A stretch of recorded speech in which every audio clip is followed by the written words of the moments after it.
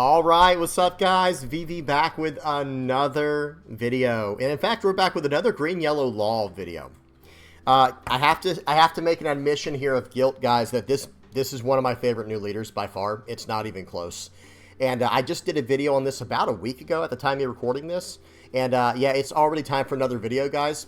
I have had so much fun playing this leader over the past few days and brainstorming and doing deck building with my buddy Mike. We do a lot of deck building together. And I have to say, guys, this leader quickly becoming my favorite leader, quickly. So if I were in the red, yellow, Sabo camp, there is some need for concern, but don't worry, when ST21 comes out, we'll be back on the red, yellow, Sabo grind for sure, and we're not leaving red, yellow, Sabo anytime soon. I'm not ready to start a new arc on the channel just yet, but if I did, this leader would be top of the list for what's next. And today, guys, we have, put my glasses on here, we have 15 games to go over in today's video. Okay? 15. So let me go ahead and break down the list real quick. Actually, I'm just going to say this. We're going to check out the deck list first. We're going to go over 15 games, and then we're going to, you know, meet back up at the end, right? And we'll talk about it. I'll kind of walk you guys through my ideas on everything and talk about some possible things going forward. And make sure to keep your eyes open when you're watching these games, guys. Number one, to see any better lines of play, because these decks, there are very, very high-level plays involved in a leader like this with an ability like this. And don't worry, we'll read the leader effect in a minute. It's in Japanese on here, but we're going to go check that out first. Okay? All right, so that's how the video is going to go. I'll have everything time-stamped in the general description, and I'll have all relevant deck lists and links in the comments section below. If I miss anything, guys, or if you have any comments, questions, suggestions, anything like that, please do not hesitate to put those down in the comment section below, or hop on the VV Theory Discord. Okay, hop on the VV Theory Discord. The link is in the channel description, and we have, you know, we're talking about One Piece 24/7 on there. Now, let's do this, guys. Let's get into these games. We're going to check out the deck list first, and I should say deck lists, plural, because we have quite a few to go over. And let me move the leader screen. This is the refined list. Let's go over this one last, guys. We actually need to check out some other ones first. So first up, we have this one. Okay, so this was kind of my first try at making the deck. Okay, let's go back even further. On the previous video, this is what I had. This is what I was using. Let me go to that first. So this is the first list I used, and it was just a copy-paste deck from the East. I either got it on gumgum.gg or on OnePieceTopDecks.com. I don't actually remember anymore, guys, but just know this is not my list. This is something I copy-pasted. And it was a good groundwork to start with, and I thought, okay, there's a lot of cool ideas here. So if you want to know more about this list, check out my previous video on Green Yellow Law. I will link that in the comments section below. Okay, now let's move on. And then I even had a list where I was like, okay, I'm going to put a few cards in here. We're going to check these out and kind of brainstorm and see what we can get away with, see what we can do with these, you know, some different ideas within that package. But this list is like 62 cards. It's not an actual list. Now, I finally decided, okay, it's time to figure this list out because I've just been absolutely loving it. It's my new pet deck, that's for sure. This is my new pet deck, and then Red Yellow Sabo is still my main. But here's where we got. Now we're going to go through the list, okay, guys? So first things first, let me go over the leader one more time for the new players out there, and then we can start blitzing through these cards.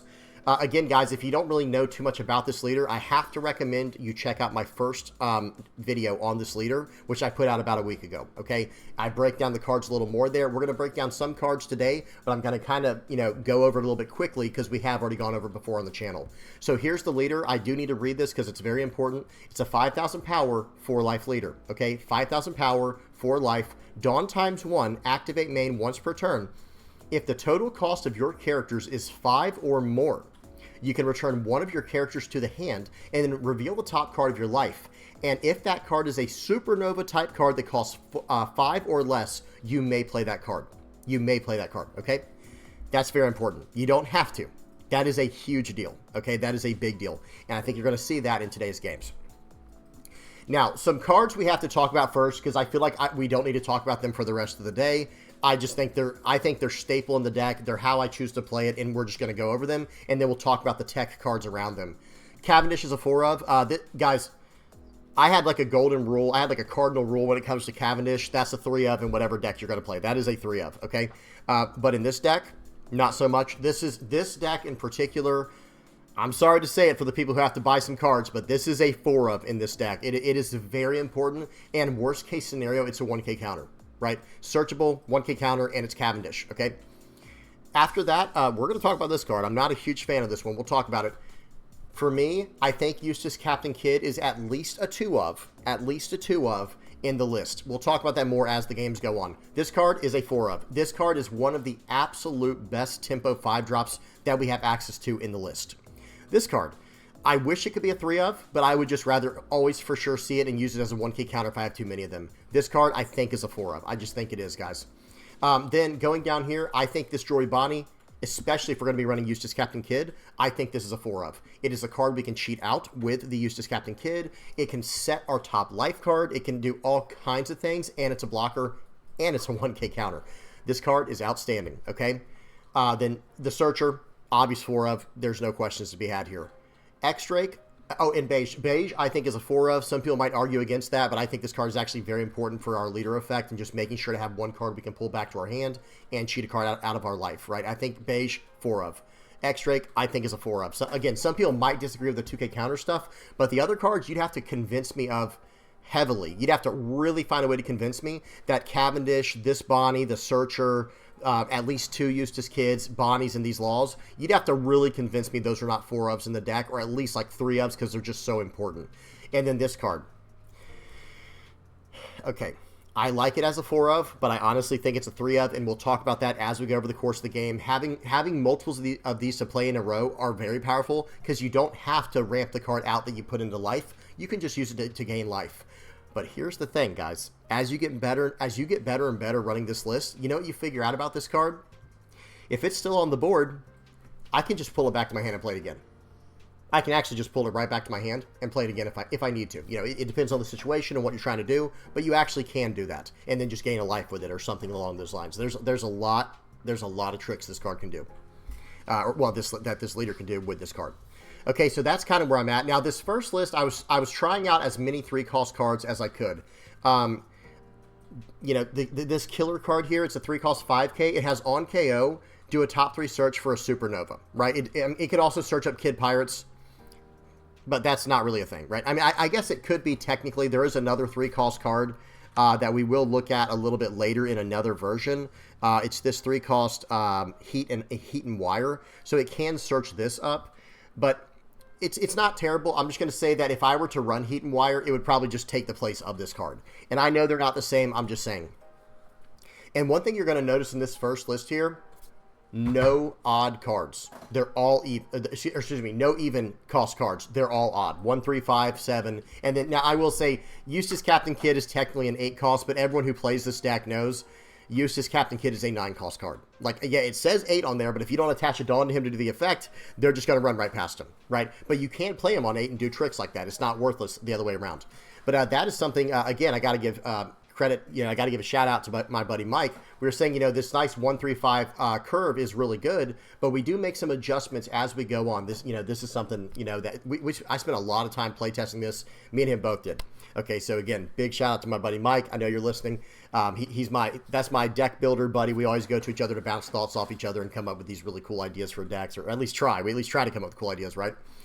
Okay, so here's the first list. Okay, now watch what happens here. We're going to the second list, and we are running the Zoro. Now watch what happens. After I ran about 5 to 6 games with each list, I made modifications along the way.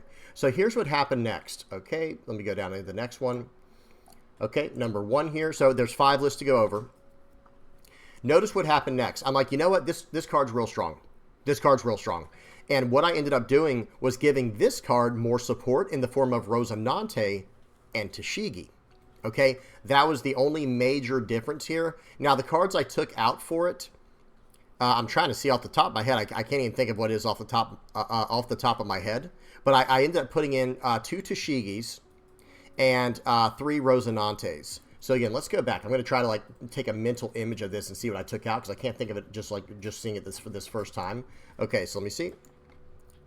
Okay, this one has the 4 Zoros. Okay, so I took out 4 Zoros and I took out 1 Jewelry Bonnie and I went up the Tashigis, the 2K counter Tashigis and 3 Rosinantes. I just wanted to protect this card more because what I was figuring out was man, when I get this card down, I kind of have my opponent in like a checkmate position where it's like, man, if you can't remove this card, you're in deep, deep trouble. And this card ended up not being as great because it's so conditional. It can be really good, and it can do a lot of tricks with Trafalgar Law, but that's kind of niche, those aren't the most, abundant of situations, right? Those are very specific situations. So what I ended up doing, like I said, was adding, let me go back down. Okay, I ended up adding the Rosinantes and the Tashigis. Everything else remained the same. And then I did some more testing. And that was okay. Not a whole lot more to talk about there. But I started noticing, you know what? I think this card is a dud. I don't think it's doing everything I want it to. And notice that it just disappeared. And I put in Caramel. Caramel is very interesting. Because as I was playing, the more and more I figured out, I'm like, you know what? You know what I actually want to do? Because when I was first playing this list, I thought I want to go first. Because I can go 1, 3, 5. And my 5 drop's going to be Cavendish every time, right? No, it's not every time. Now, when that does happen, it's pretty awesome, right? But it's not always that. What I figured out is there is a much better play line going second. Going second, you're going to go turn 1, Caramel, draw a card. Okay, now remember, with the leader effect, I can pull back any card that I want to, right? I don't have to pull back a Supernova. I can only play a Supernova from the top card of my life if it costs 5 or less. However, as long as I have 5 Dawns worth of characters, 5 cost worth of characters on the board, I can pull back any character I want to, no matter what their type is. Caramel is Sheep's House or something, or I think it's like the House of the Lamb or something. It's some weird name. Whatever the case is, who cares, right? The fact is, I played this out on first turn. I developed 2 cost worth on my board, which is very relevant, and I drew a card. So now, what does that let me do? Next turn, so that was going second, turn 1, a 2 Dawn play. On our 4 Dawn play, you ready for this? We play, this is an ideal, like a perfect pull. We'll talk about in a second, or we'll talk more about other options in a second. On a perfect play, we go, okay, play down Joribani. That's a 3-cost character, guys. As it just so happens, that's a 3-cost character. What's 3 plus 2? Yay, we're doing math on the channel, right? Yeah, 5. I know, crazy. And we have 1 Dawn left. And if we used Joribani to do this Carmel plus Joribani play, we set the top card of our life to either a Trafalgar Law, a Cavendish, this other Trafalgar Law, or a Joribani. I mean, technically, if we had to, we could put something else on there, but those are our preferred, 4 options, is the 2 Trafalgar Laws, the Cavendish, and the Bonnie. Even Bonnie is very good here. The worst possible option is the Trafalgar Law, right? But that's okay, because it's at least a 5-cost 6K body. You see what I'm saying? So it does still have relevance. However, here's the thing. If we can cheat out a Cavendish, our turn goes really crazy, right? Because with the play we just said, okay, play out Caramel on turn 1. Play out the Bonnie on turn 2. Remember, with the effect of the leader, we do have to pull a card back to our hand. Well, let's keep the blocker on the board because it costs more. Well, let's go ahead and pull back the Caramel with the effect, play the top card of our life that we set, which is the Cavendish. We set it with the blocker.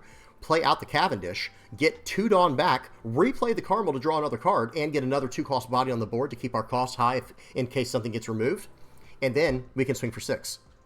Guys, that became one of those things I started looking for at all times. Well, okay, now that we have that understanding, what are some other really good 2-cost cards we could put in the deck? Well, we already have one. We have Rosinante in here, right? And for the other 3-cost spots, we have Joribani, we have X-Drake. This card is extremely good. And by the way, in the situation we just said, there are other options where, okay, let's just do a blind rip with our leader. Like, say we go turn 1 Caramel going second into turn 2 X-Drake, rest down our opponent's character they played last turn, attach the final Dawn, return our X-Drake. Now they can't even attack into it. Check the top life card. It might be a whiff. It's okay if it's a whiff. If it's a good card, just play it out. But it might be a whiff. Leave it on top. And then smash into the card we just turned sideways. Now we have board control. We know what our top card is of our life, whether we need to take it or not, or if we could cheat it out or whatever. And we have the initiative again, right? Very, very important plays here. Then we added this. Hody Jones. Hody Jones is one of those finishers. I've talked about this before. I honestly believe this is probably the best closer, the best Alpha Strike finisher in the entire game. Hody Jones is incredible. It's also very good against a deck that hurts us a little bit in Blackbeard. Blackbeard is a tough matchup. We're going to be talking about matchups as we go through this video, guys. This will kind of work as a comprehensive deep dive, a comprehensive deck builder's guide to Green-Yellow Sabo for OP10. Or Green-Yellow Sabo. I got the Sabo brain still, but Green-Yellow Law for OP10. So here we go. All right, so this list, I was like, okay, we've got some good stuff here. Let's go to the next one. We got 2 more lists to check out. We're almost done. Don't worry, guys. We're about to get into the games. And, of course, I have everything time-stamped, guys. You guys know you can skip this if you ever want to. Okay, then look what happened. Okay, we had a total change of heart here where I was like, okay, I'm going to remove all of the Eustace Kid shenanigans, and we're just going to go a little bit lower to the ground and see how that feels.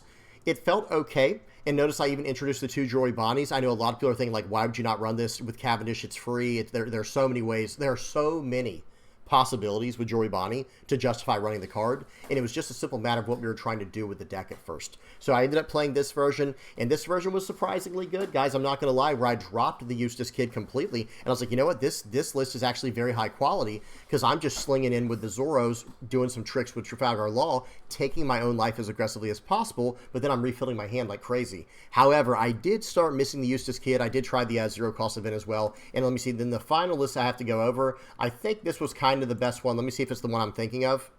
Yes. This is the list. I ended up introducing X Drake over the 5-cost Law. The 5-cost blocker Trafalgar Law. Guys, I just couldn't get any good usage out of it. I'm not saying it's a bad card. I've seen insane things that the 5-cost blocker Law can do in red-green Law. I mean, I've seen it all, guys. I've seen it all. However, in this list and what we're trying to do, notice what we did, starting to mess around with Heat and Wire. So that was one thing I noticed. Let me go back to the third list real quick before we really hone in on this one, because one of the big things I started noticing was like, wait a minute. I played against someone who was running this card in their deck, and they took the initiative away from me by playing this card. Notice what this does, guys. We have to read what this card does. It's a 3-cost, 4,000 power, 1k counter body. Trigger, if you have 2 or less life, play this card. So that's just good, period, right? But then listen to this on play. Excuse me. Rest up to one of your opponent's characters with a cost equal to or less than the total of you and your opponent's life cards. Early on, you're resting any character in the game. Okay, if you're playing this card out on curve, you're resting any character in the game. So this gave me another really powerful turn 2 play over the Jory Bonnie. And I don't mean over, like, I want to play Jory Bonnie. However, you don't always get what you want, right? You don't always just get this card in your opening hand. Just like you don't always get Cavendish. But with this list, I was like, okay, I'm still running the Trafalgar Law, and I was trying to do more 3-cost tricks with it. As you can see, like this was my last-ditch effort to try to make, I was just desperately trying to make this character work, because it can have such high value. Pulling back a Bonnie, cheating out a Zoro, swinging in, having this 6K blocker, blah, blah, blah. But guys, at the end of the day, I don't even care about these Zoro tricks. I would rather just have like a very consistent early game and then transition into late game with something like the Trafalgar Law, or excuse me, the 8-cost Kid. So now, going back to the final list, this is where I'm at currently with the list. Now, understand this. In the 15 games we go through, it's going to kind of be like 3 games of each list going down the line, but not literally. It's not literally 3 games with each list. I don't remember exactly which one. We'll be able to tell by the cards we have, but just know that over the course of these 15 games we're about to go over, it does vary here and there, right? There are some differences here and there of, what each list is. And we'll talk about that. We'll talk about that as we go through them. So here we go, guys. This is the final list I recommend. I'm going to read through it. We're running 4 Cavendish, 2 Eustace Kid, 3 X Drake, 2 Rosinante, 2 Hody Jones, 4 Bonnie, 2 Tashigi. This card's excellent. Pause and read this if you don't know what it does. 4 of the Restand Law, 4 Carmel. I absolutely fell in love with this card, guys. We'll talk about some other options as well towards the end of the video, but there are other options here, but I think this card is this card is quality in the deck, and it's a trigger to play it out. It can do all kinds of things. 4 Beige, 4 of the 3-cost Bonnie, 4 Heat and Wire. I did end up keeping Heat and Wire because it's a 1k counter at the end of the day. It does have a trigger to play from life for surprise attacks, and early game, it lets us bully the board very aggressively. 4 of the Searcher, of course, 4 of the X-Ray 2k, and 3 of the 7-cost. I know, some people are shaking their head. I get it.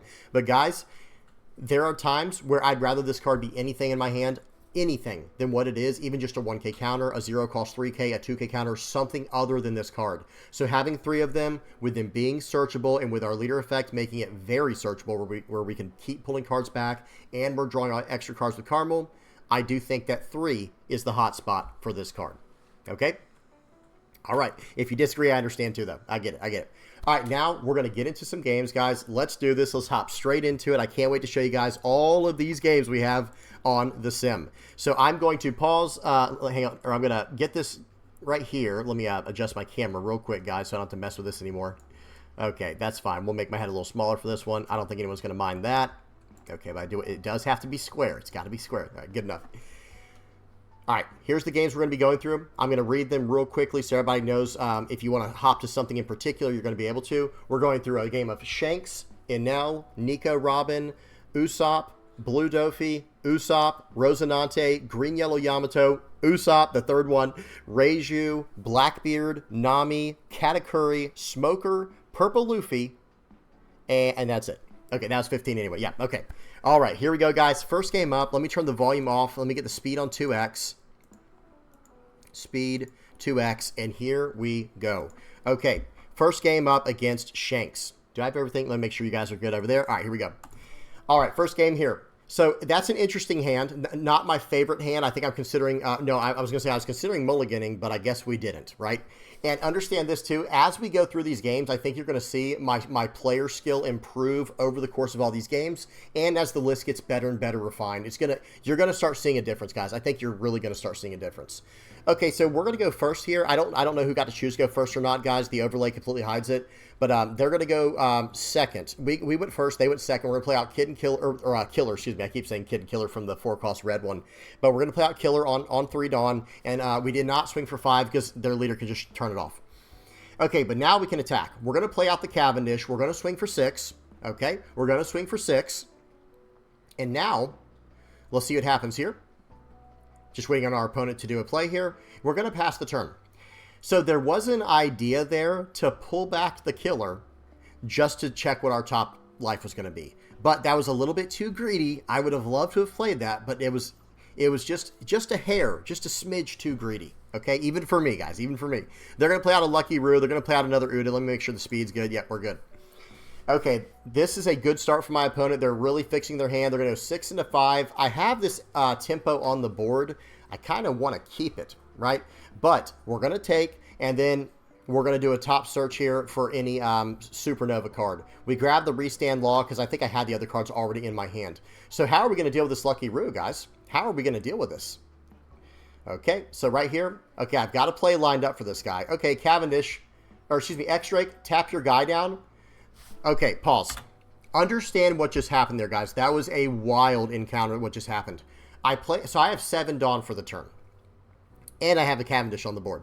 So I'm going to play out an X-Drake from my hand. It's a 3-cost, 3,000 power 2K counter, but it can rest a character. If I have equal to or less Dawn than my opponent, I can rest a 4-cost or lower character.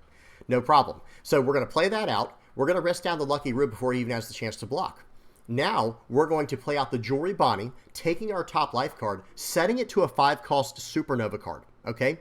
Then with the final Dawn, attach a Dawn to our leader, pull back the X-Drake, cheat out the Bonnie from the top of our life that we just set there with the 3-cost Bonnie, and we're going to lock down that Lucky Roo. And then, that's when the fireworks can happen, right? That is when the fireworks can happen. We're going to pull that back, yep, play out the Bonnie, lock down the blocker, swing 6 at face, and then it's going to be 6 more at face. Actually, excuse me, 7 at face. And I have 1 Dawn left. They are going to 1K. They're going to use leader effect and 2K counter to get out of the 7K attack. Very nice. Okay, a double 1K to get out of that. We got 1 Dawn left for a scratch and a poo. That is a blocker because I have another Supernova on the board. So very, very powerful play there. That was my turn 4 play. Okay, they're on 4 Dawn now. They're on 8 Dawn. Now what do you do? I mean, he needs to have like some type of Rayleigh here to stay in this game, right? Like Rayleigh is probably the only card that can keep him in the game at this stage, right? Apparently he doesn't have it. He plays out a Building Snake. Let's see what he does with that.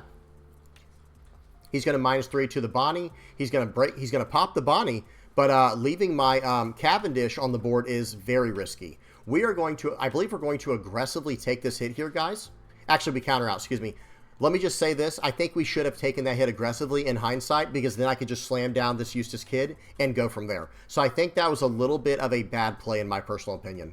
Okay, no big deal. So now we're gonna swing in for 6 here. Stand 3. We play out the Eustace Kid, swing for 6 with Cavendish, stand 2 Dawn. We have 3 Dawn left to work with for the turn. The Cavendish Eustace Kid combo is obviously just insane. And my opponent should have absolutely taken out the Cavendish, but it wouldn't have changed too much. I would have just not been able to do a super crazy play like this. We would have had 2 less Dawn to work with, so he wouldn't have been able to swing 7. Okay, so right here, we are going to cheat out a Killer and pass. Okay, and pass. So what I should have done there, in my personal opinion, is actually pull back probably the Jory Bonnie and set my top life card to one of these 5-cost dudes, probably the 5-cost Trafalgar Law. And then I can cheat the Bonnie back out with the Eustace Kid, right?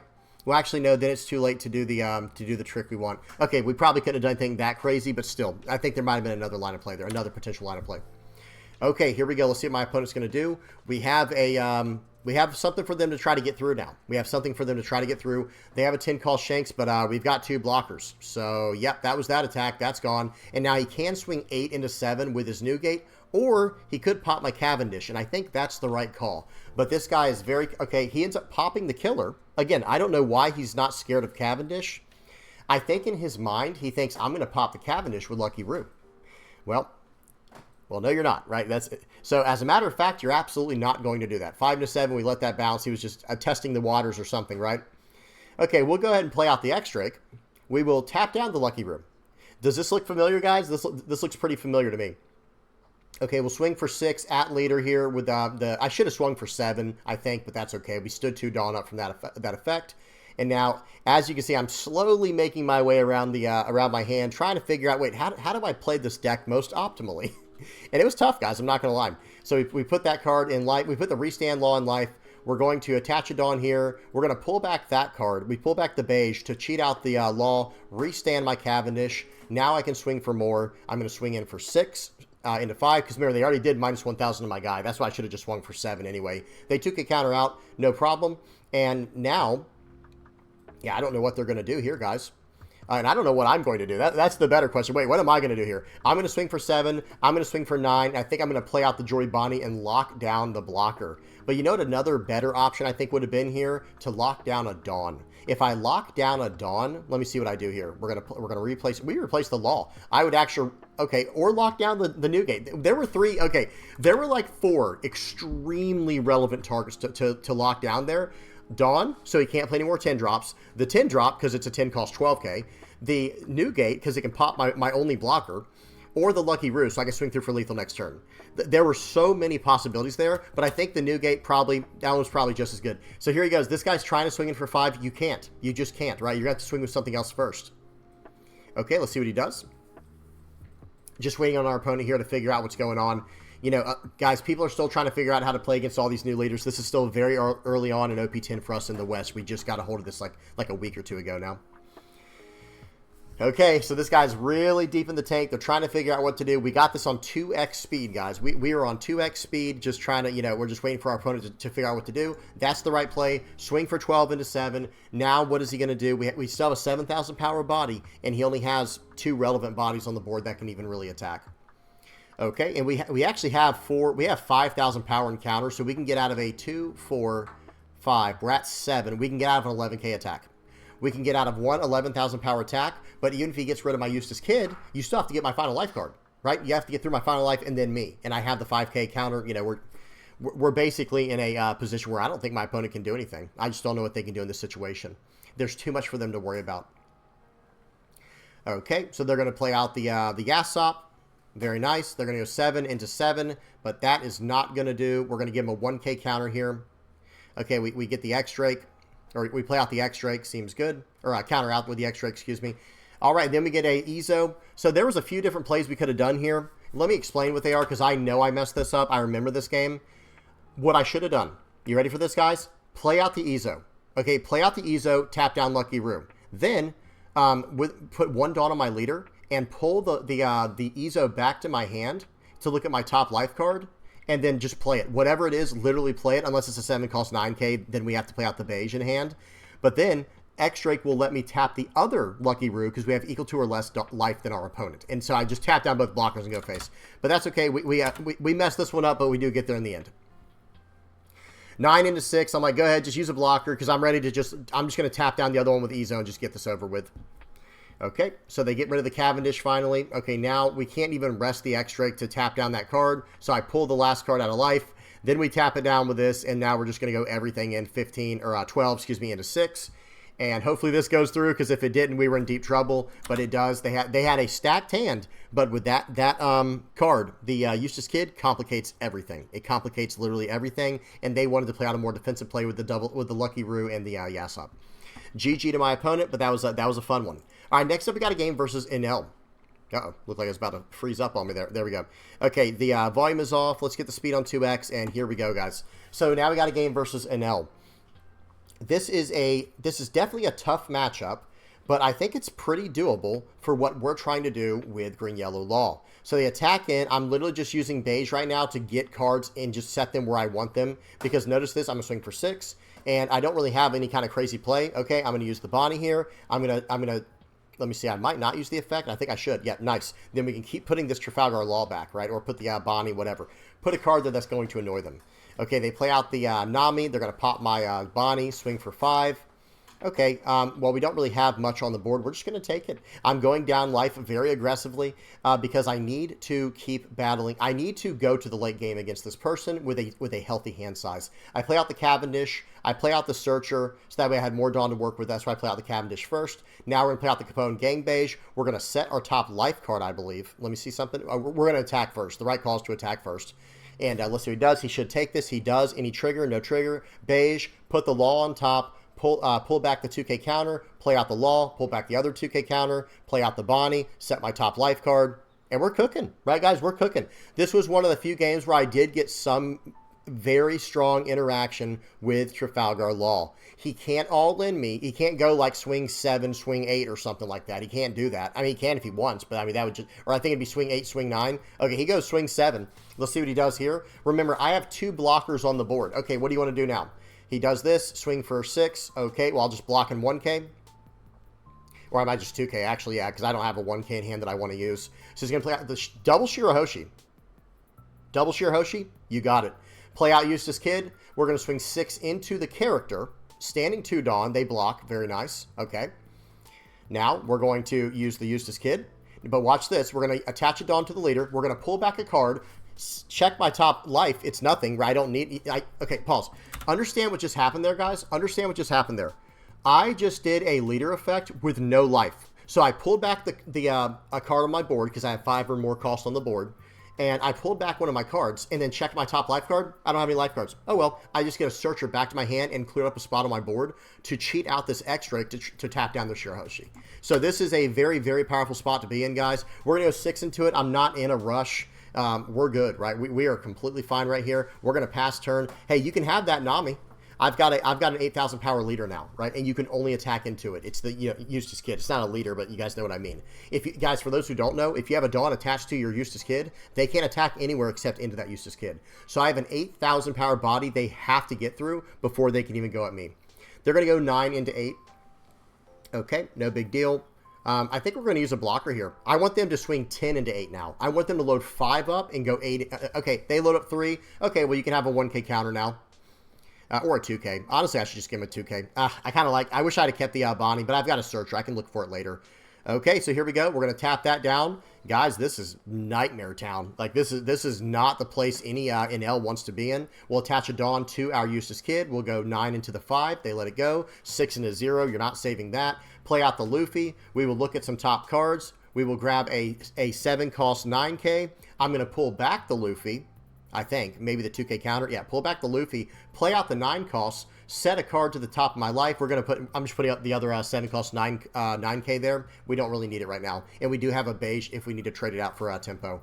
But now we're going to stand 2 Dawn up. I could have swung for a little more there, I guess. That was a slight misplay with the Dawn. I didn't do enough calculations there. Okay, they're going to pop my my Trafalgar... Or my Eustace Kid. They're going to pop Eustace Kid with a Reiju. With a Kingdom Come. That's fine with me. We're not worried about that. Now, where's he going to swing for 9? That's the question. Where are you swinging for 9? Swings into Cavendish. I think that's the right play, but I don't think it's going to save him here. I should have got rid of the X-Drake, by the way. That was a miss counter in my personal opinion. Okay, swing for 9. Swing for 9. He's going to use the leader effect. He's going to trash a card. Actually, that was a draw 2, trash 1 first, and then he's going to use the leader effect.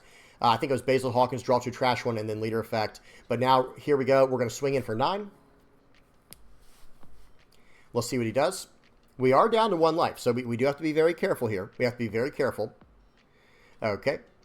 And we know what our top life is. We actually set it there, right? It's a 7 cost 9K Trafalgar Law to gain life.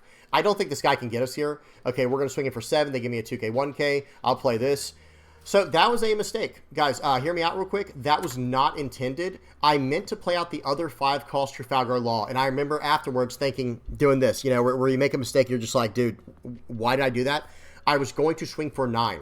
I was going to swing for 9 with the Trafalgar Law again, but instead I grabbed the other one, right? That was just a simple play mistake, and the game probably should have been over right there because I still haven't attacked with Cavendish yet, right? It was going to be swing 6 and then swing for 11, okay? But instead we mess it up, so I'm like, okay, at this point, I'm on tilt. I'm like, okay, dadgummit, there goes my entire game plan. I had this entire turn calculated, but I grabbed the wrong Trafalgar Law. That was just a simple, like, you know, a simple mess up. The game probably should be over there, guys, because I'd be swinging for 11. That would have cost them, so with all 2Ks, it'd have been 5, 7, 9, 11, and then one more card.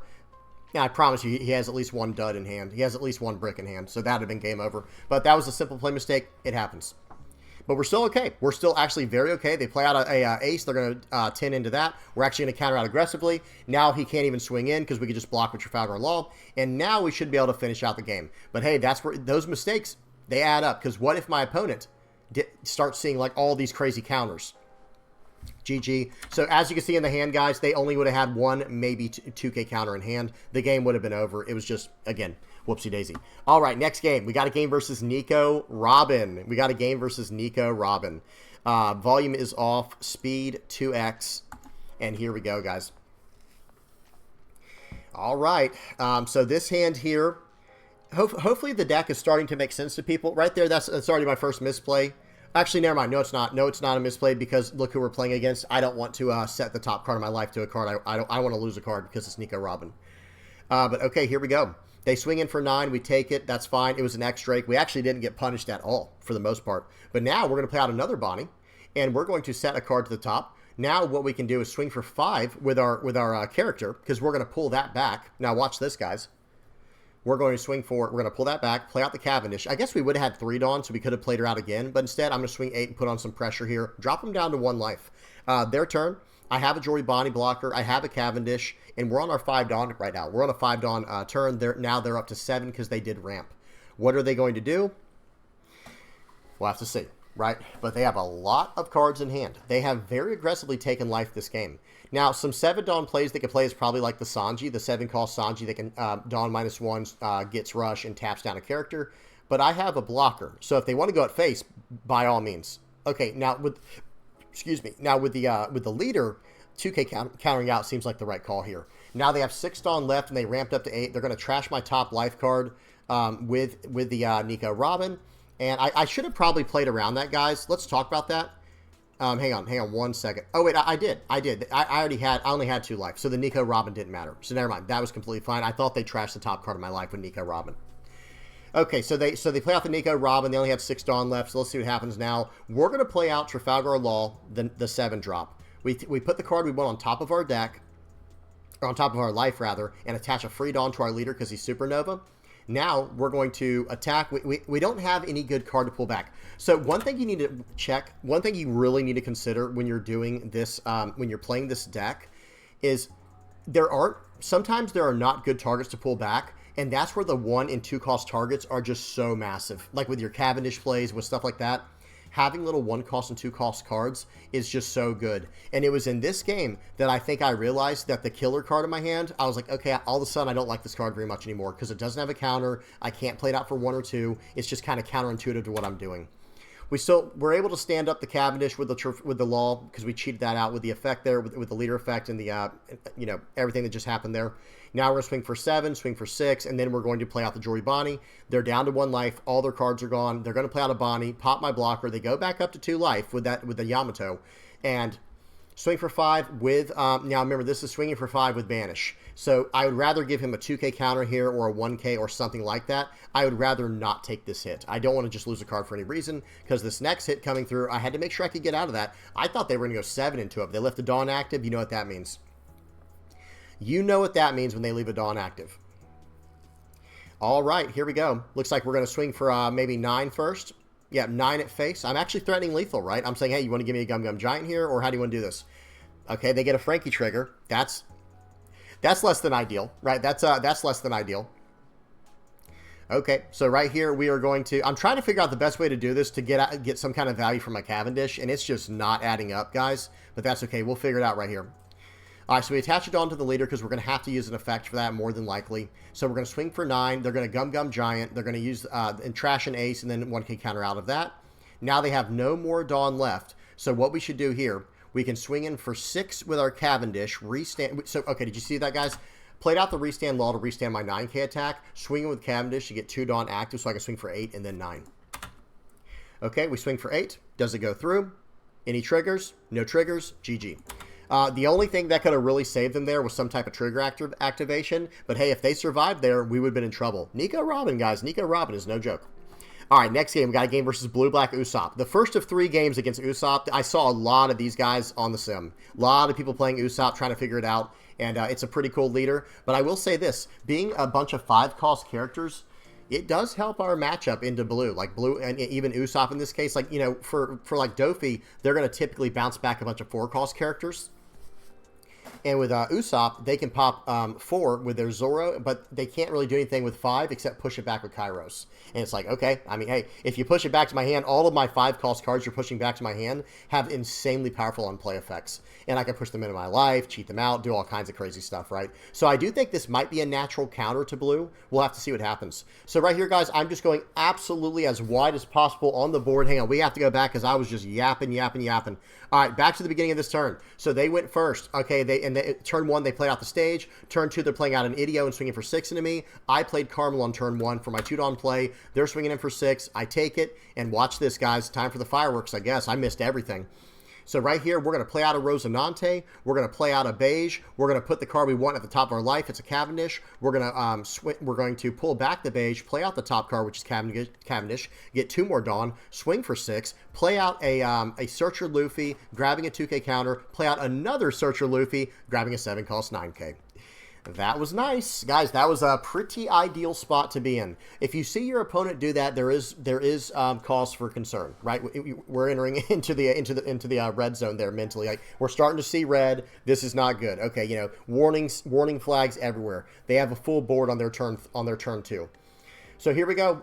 Now it's our turn. I have X-Drake. I can rest down that Frankie. There are all kinds of things I can do in this position, guys. Let's see if I do them correctly. We're going to swing for 6 because I have to have a Dawn attached to my Law. Okay, they take that first hit. So right now, I think I need to play out the X-Drake and just get rid of the Carmel maybe, or even one of the Luffys. I already have 2 Luffys.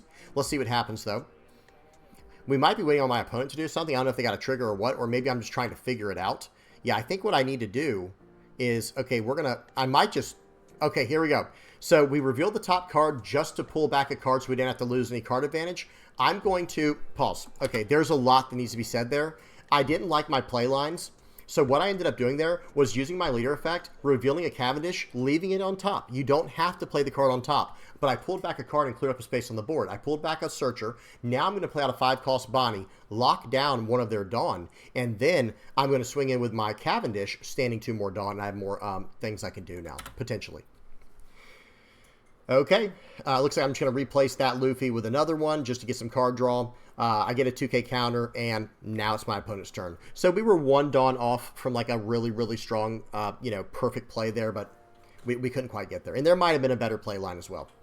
Okay, they're going to play out the Sabo and swing straight into my Cavendish with it because of the stage. That is a Dressrosa card as well. They swing in for 5 more, they pass. Or 6 more into my Cavendish and pass. And I'm gonna defend that thing with everything, guys. I even have a Rosinante if they tried to swing again with the Frankie or something if they had extra Dawn. It wasn't happening. So now we're going to have to replace this card. We just have too much tempo on the board.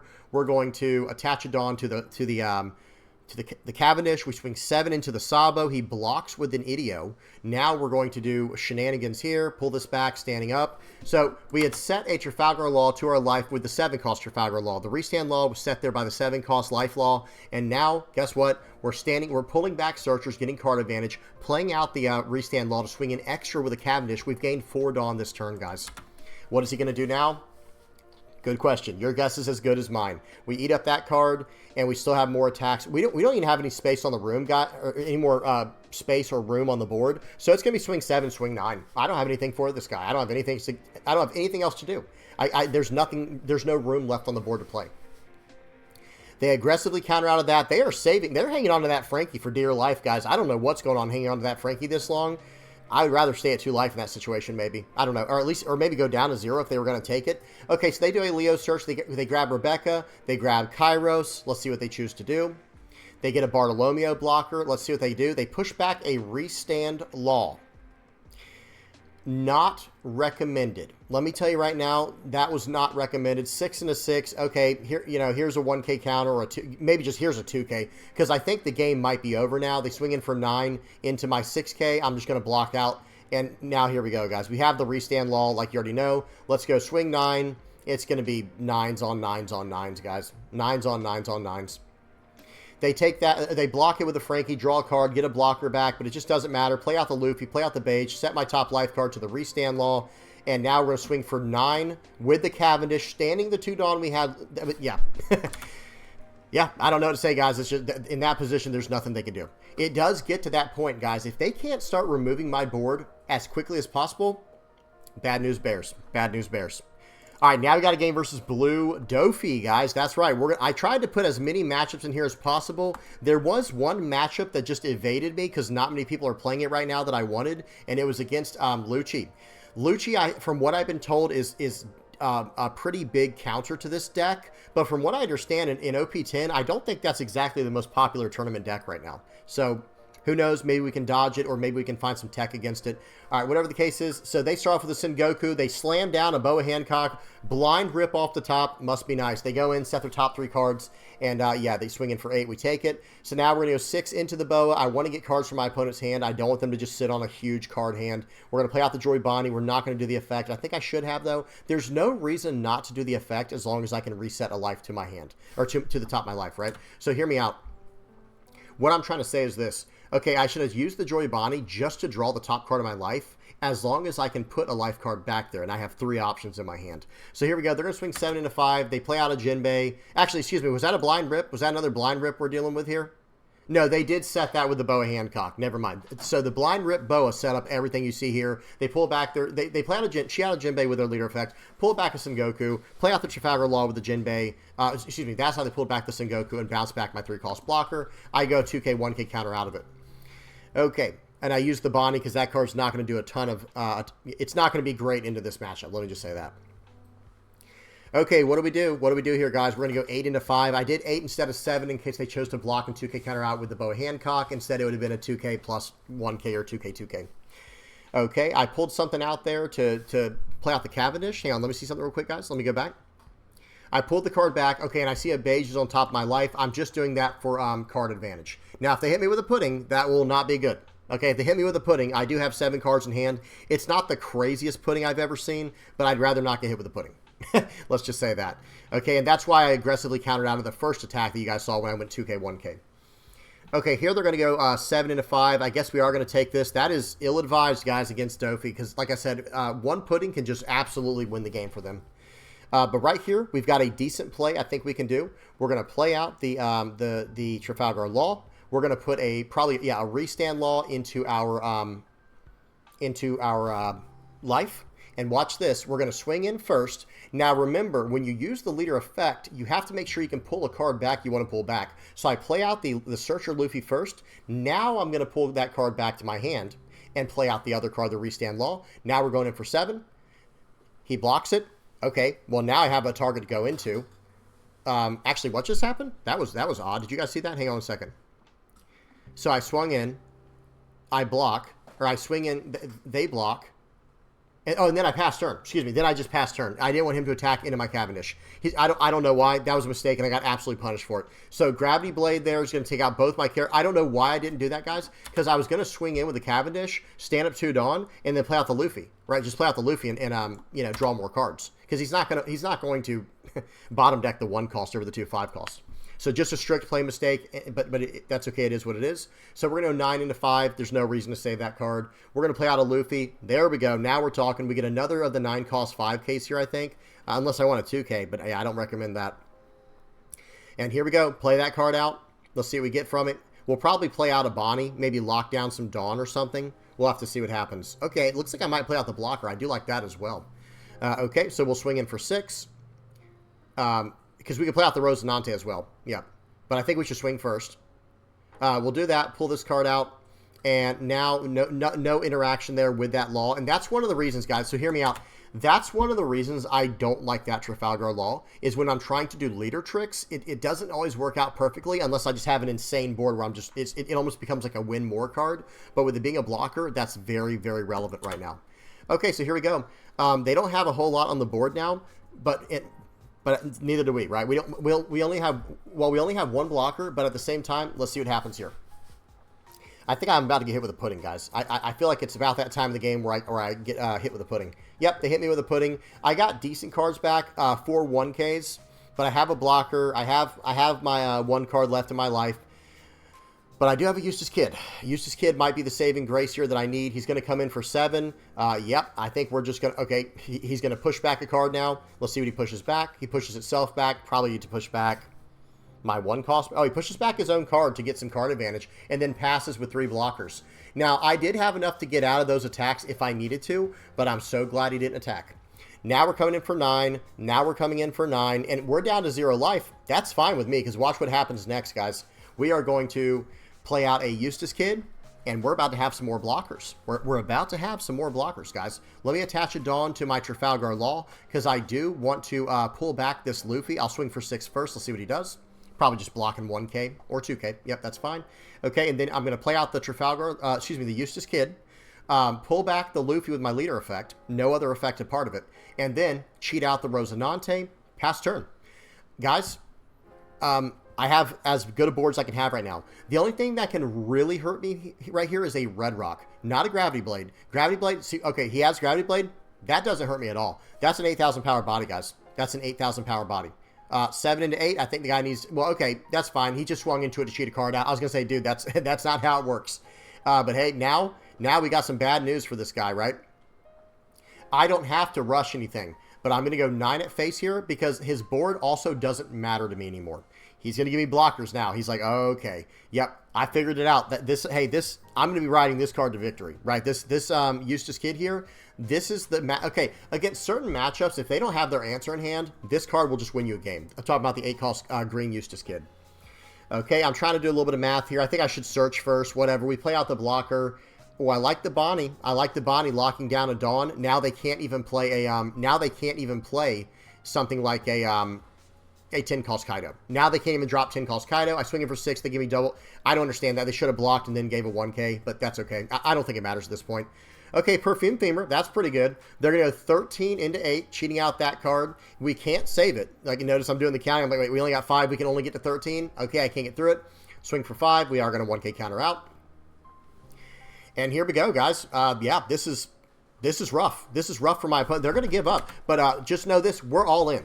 There is no, like, okay, we'll go for the board here, put down a blocker. I'm not risking another Perfume Femur. It's not happening unless I had another 8-cost Kid. So this turn was going to be swing 9, swing 9. That's the first order of business, and see what they do from there, right? And I'm talking about at face, not at the board. So 9 at face, let's say 1 goes through, right? And then the next 9, maybe they go, let me see their hand. They have 2, 3, 4, 5, 6. They have 6K counter in hand. So right there, guys, it's like, okay, well, if that's the case, it's going to be 9, 9, like I was saying, and then 3, 4, that's 9 more, and I have 3 left, and then I'd finish with a 7 and hope for the best. So it would literally be 1, 9, 1, 9, 1, 9, 1, 9. So 4 9s and a 7 to finish on my blocker, and that would look like this. So if 1 9 attacks, let's just say they take it, because that is the best call in my opinion. Actually, unless... Hang on. Actually, if they take that, they probably lose on the spot, right? Because I could do a Luffy search and find like some kind of way to rest their character, like with a 3-cost X-Drake. I could rest their character and load everything on my other Law and come in for 6 plus 9 is 15, right? And he doesn't have enough to get out of that. So it's dangerous to not block first. So let's say he blocks first just to be safe, and then we swing for 9 and he takes that. Well, then I can... Yeah, I don't know. Guys, I don't think this guy's getting out of it. He knew that and he left. GG, that was a good one. All right, we got another game against Usopp. Not the same player, not the same game. We got another game versus Usopp. This leader is so fun, guys. I hope y'all give this a try. This has been so much fun. Okay, not my best pull, but this is also not terrible. And I have a 3-cost card I could play next turn. So I play out a Caramel, draw a card, swing for 5. I think we should take it. Let's see what we do. We could 1K counter out as well, though. Okay, we take it. We get a Eustace, or excuse me, a Trafalgar Law. And here we go. Right here. I think I'm going to, let's see what I choose. I think I should play out the Tashigi. Yeah, play out the Tashigi here because it's a 3-cost card, and that will make it where I can use my leader effect, attach a Dawn to my leader, blind rip. We get a Joribani. We'll take it every time, swing for 6, and then we're coming in. So understand what happened there. A lot of people might be thinking like, man, that was lucky. It's like, well, yeah, I do have like 20 targets or 15 or so in the deck that I can hit from the top of life. But if I didn't hit a target, I still just get my card back so I can draw again next turn and my hand size gets bigger. So either way, I think it's just a good thing to do. And the worst thing you're doing is revealing your top life card. Okay, you know, we'll take it to be able to get a card back to hand. Because we have 8 cards in hand right now, guys. 2 cards on the board on turn 2. Right? So we're doing pretty good. We're doing all right for ourselves. Okay, so we swing in for 6, and because we have a Tashigi and a 5 and a green character on the board, they cannot get rid of that Bonnie. Okay, they cannot get rid of it. Watch the. Okay, they play out a Frankie. Now here we go. I'm at 2 life still. I play out a Caramel, play out a Luffy. I'm drawing cards like crazy, guys. We are drawing cards like an absolute mad lad, a total madman. We're going to swing for 6 with the Joribani. We're going to use the leader effect right here to pull back the Luffy. It's a Scratchman of Pooh on top of my life, so we're not going to do anything with it. Play out the Luffy again for some searching. We'll grab a 2K counter right here, probably, or I mean not a 2K, a blocker right here probably, and then we're going to swing for 6. And right here, it's very tempting to swing in with the Tashigi, but don't do that. It loses its power. We're not going to. Okay, well, now I might. Now I can swing 4 into 3. He gives me a 2K counter. Sure, Scratchman of Pooh. Now you can't even attack into my Tashigi. But they can remove my Bonnie now with removal. They're going to go 5 into 4 here. We're just going to give them the blocker.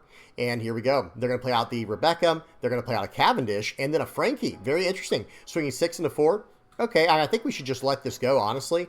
But at the same time, we're about to have a potential play, coming up soon with the Eustace Kid. All right, here we go. I think it's time to battle for the board a little bit. We're going to play out the Cavendish. Now we're probably going to swing 7 into a 5, maybe 8 into a 6. We'll go 6 into 6. We'll just tax them for cards from their hand. They're going to 1K counter out of that. Okay, well, we'll go 7 into 6. Gives me the blocker. He can draw a card with that. We'll play out the Bonnie. We're going to set the top card of our life to a Restand Law. We're going to pull back a Caramel or Luffy's fine here. I like pulling back the Luffy better. Restand Law. We're going 7 more into 6. Can he save it? Nope, couldn't save it. He's out of counter power. That's what that told me. Because otherwise, you absolutely save that card, even if you had to give me 2 1Ks from hand. Because that card's going to draw 2, trash 1 next turn, and battle for my board, or go for lethal. So I know he doesn't have any more counter power in hand. He's going to do a Leo. Now he might have counter power in hand from the Leo. He's going to play out the Rebecca, and let's see what he cheats out. Rebecca's going to play out a Kairos and a blocker. Okay, let's see what he bounces back. Bounces back the Cavendish. That's probably the right play. He's going to go 6 into 6 here. I think I should counter out, honestly. But then he could attack into it with Kairos, and I'd have to give him my Joribani. But here's the thing, guys. We're on a 9. We're on a 10 Dawn play, and we've got tricks we can do now. We have tricks. I'm going to tell you the play that we should do, but I don't think I do it. The play here. Well, we don't have Joribani in hand. Okay, I'm sorry. So maybe I should do the search first for a 3-cost Joribani, but there is a specific play you can do in that situation. Well, no, then we need all the Dawn for the play. But you need to have the Joribani in hand, and you could set your top life card with that after using your Eustace Kid to cheat out the Joribani. It is a very strong play. I think it comes up in another game a little bit later. I think it's the last game, to be honest. Okay, we're going to play out the Eustace Kid. It's still just the best play here. It's fine. And I'm trying to do a little bit of math on the board to see what we can get away with here. We're going to swing in for 6. I don't care about that Idio. He can have that later. We're going to come in for 6 here. I don't want to play out my blocker first because it might get removed with some type of removal. We'll swing in for 6 more. Okay. And then we are going to maybe use the leader effect here to stand up a Law or maybe do some bouncing tricks. Oh, okay, hang on. Yeah, okay, never mind. I was going to say, we're going to pull back. So that was a 7-cost 9K in my life, right? Let me see something real quick, guys. Oops, hang on. Sometimes it locks up. There we go. So it's a 7-cost 9K in life. We pulled back the Caramel. We have a ton of cards in hand now. We're going to cheat out the Smoker. and we already have a blocker. So how does he want to deal with this? He doesn't know my hand, right? He only knows I have, what, 9 cards in hand. So swinging into my Eustace Kid is a nightmare right now. If he swings all out with the Kairos, I block with Joribani. He's going to go 10 into 8, and I'm like, you know what? Let me just use 1 card instead of 2 cards from hand. Okay, and actually, surprisingly, I don't have a single 2K counter right now, guys, so that's actually less than ideal. They're going to play out a Rebecca. Very interesting. The 4 cost Rebecca. I've seen some pretty spicy versions of Usopp, guys. I think they're still trying to figure out how to do it, like how best to do it. They get a 2K counter back, I believe. They're going to swing 10 into 8, and I'm going to 1K, 1K, 1K out of that. We're not letting the card go for free. But now, it might be time to start going for the board. So we're going to play out the Cavendish. We're going to use the Luffy to do some searching. We'll grab the Capone Beige here. I think what we have to do, we have a lot of options here, but we need to make sure we do this in the right order. Yeah, I think we're going to swing in with the cat. I'm putting 1 on the Eustace Kid to make sure I don't mess up, because I've done that before, guys, where you're trying to map out your turn and you accidentally do the wrong play. So here we go. I'm just going to play out some cards here. I don't think I have anything that I need on the board. I'm just going to... I don't want to say I'm not trying to like slow roll my opponent, but what I'm trying to do is just, you know, just ride into this game here, like just constantly get rid of this guy's board and whittle him down and force him into like really bad decisions with the, you know, into Eustace Kid. Like, how is he going to deal with Eustace Kid? I have no idea. Okay, so right here, we're going to swing for 7. We've already swung out. Now we're going to play out a blocker. I like the Rosinante better here. I think I should have done Rosinante, but that's okay. Because the other logic is Tashiki's going to save my character from any kind of crazy removal. Okay, swinging 9 into 10, we're going to 2K counter out of that. And we do have 2K counters now, which is nice. And he should have saw me search for those. I believe, I think one I drew for the turn, the other I think I searched for. So he should have known that. But that's okay. He got a card out of my hand, and now he's going to have another 9K attack coming in. But then that's it. This guy's in trouble. Guys, this guy's in trouble. And when he does attack in here, I should absolutely block. Look at this. I'm going to 2K, 1K. I'm going to call that a mistake if I do this. Yep. 2K, 1K. I should have just blocked with Scratch. Oh, I can't block with Scratch Minapoo. Just kidding. Sorry, guys. I don't have a yellow Supernova card on the board, so I can't actually use the Scratch Minapoo blocker. But here we go, guys. It's time to go for lethal. Hody Jones. Tap down that. Tap down that. I think we start with a 5K swing with Tashigi first. Actually, swing 7 into him with Cavendish first, because that's huge. And this is a rough spot to be in here. We'll swing in for 5. He has to take the 5K hit, guys. He's out of cards in hand. Yep, look at his hand. He got the Leo from the hit. He had 2 dead cards in hand. Good game to my opponent. That was a rough one. Once Eustace Kid gets established, they're in deep trouble. And remember, for people who are thinking, like, yeah, why didn't he just Red Rock my guy? Guys, I have Tashigi on the board. He can't. He literally cannot Red Rock my guy. Okay, next up we have a game versus Rosinante. Guys, this game, pretty spicy. This was a pretty spicy game here. This list was very intriguing to me. Might mess around with this in the near future. May or may not mess around with this list in the near future. So as you can see, now Heat and Wire have been added to the list. So how many games are we? We went through Shanks, Enel, Nico, Robin, Usopp, Doffy, Usopp. So we're 7 games in, and we finally have Heat and Wire added to the list. Remember, we're going to have 15 games altogether. So about halfway through, we add Heat and Wire to the mix. That card right there is an absolute nuisance because of the stupid leader. That leader is so frustrating, guys. It is so frustrating. So we're going to swing 5 into it. They're going to block with leader and draw a card. They should have countered out aggressively if they could, but who knows? They might not have been able to. Okay, so here we go. We play out the Bonnie. We're going to set a card to the top of our life. Let's see what it is. It is a Cavendish. Okay, so here we go. It is my opponent's turn. They are down to 3 life, so I'm actually not too upset about that. And like I said, I don't know if you've noticed or not, guys, but each game it looks like my play lines are getting a little bit cleaner and a little bit faster. Because at first, when learning this list, it is hard. This is a hard list to master, guys. It is very tough.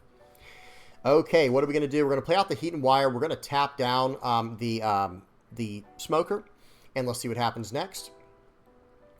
I think they're going to tap down my blocker. I'm going to swing 2 into 2. They're going to block. And now I'm going to pull that card back, play out the Cavendish, and I'm going to try to get rid of the Smoker. This was arguably a play mistake here, trying to get rid of that. Because, guys, I could have played out so many different lines there. But we stuck with that one. It is what it is. I think I should have just got rid of the sugar. But I was concerned that they were going to start banishing my life.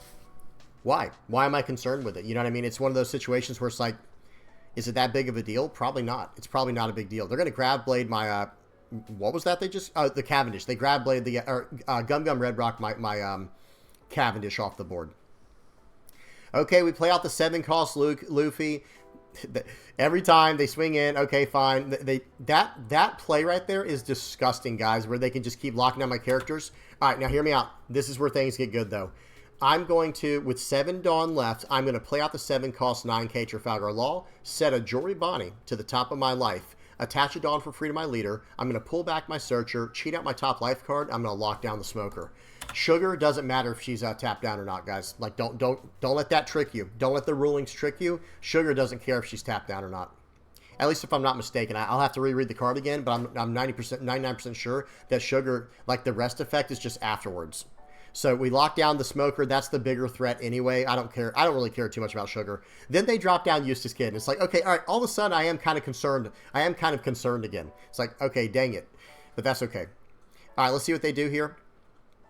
They're going to attach a Dawn, swing 6. They can have that card. If I counter out it with this, it's just craziness. Oh, I know why. I was going to say, why am I countering out? I was countering out literally just have an extra attacker on the board. But why? They have Eustace Kid. I should not have saved that card. But at the same time, it is a card I can pull back. I can pull that card back with my leader effect if needed. But let's see what happens here. We're in a very sticky, very precarious situation here, guys. We're in a tough spot.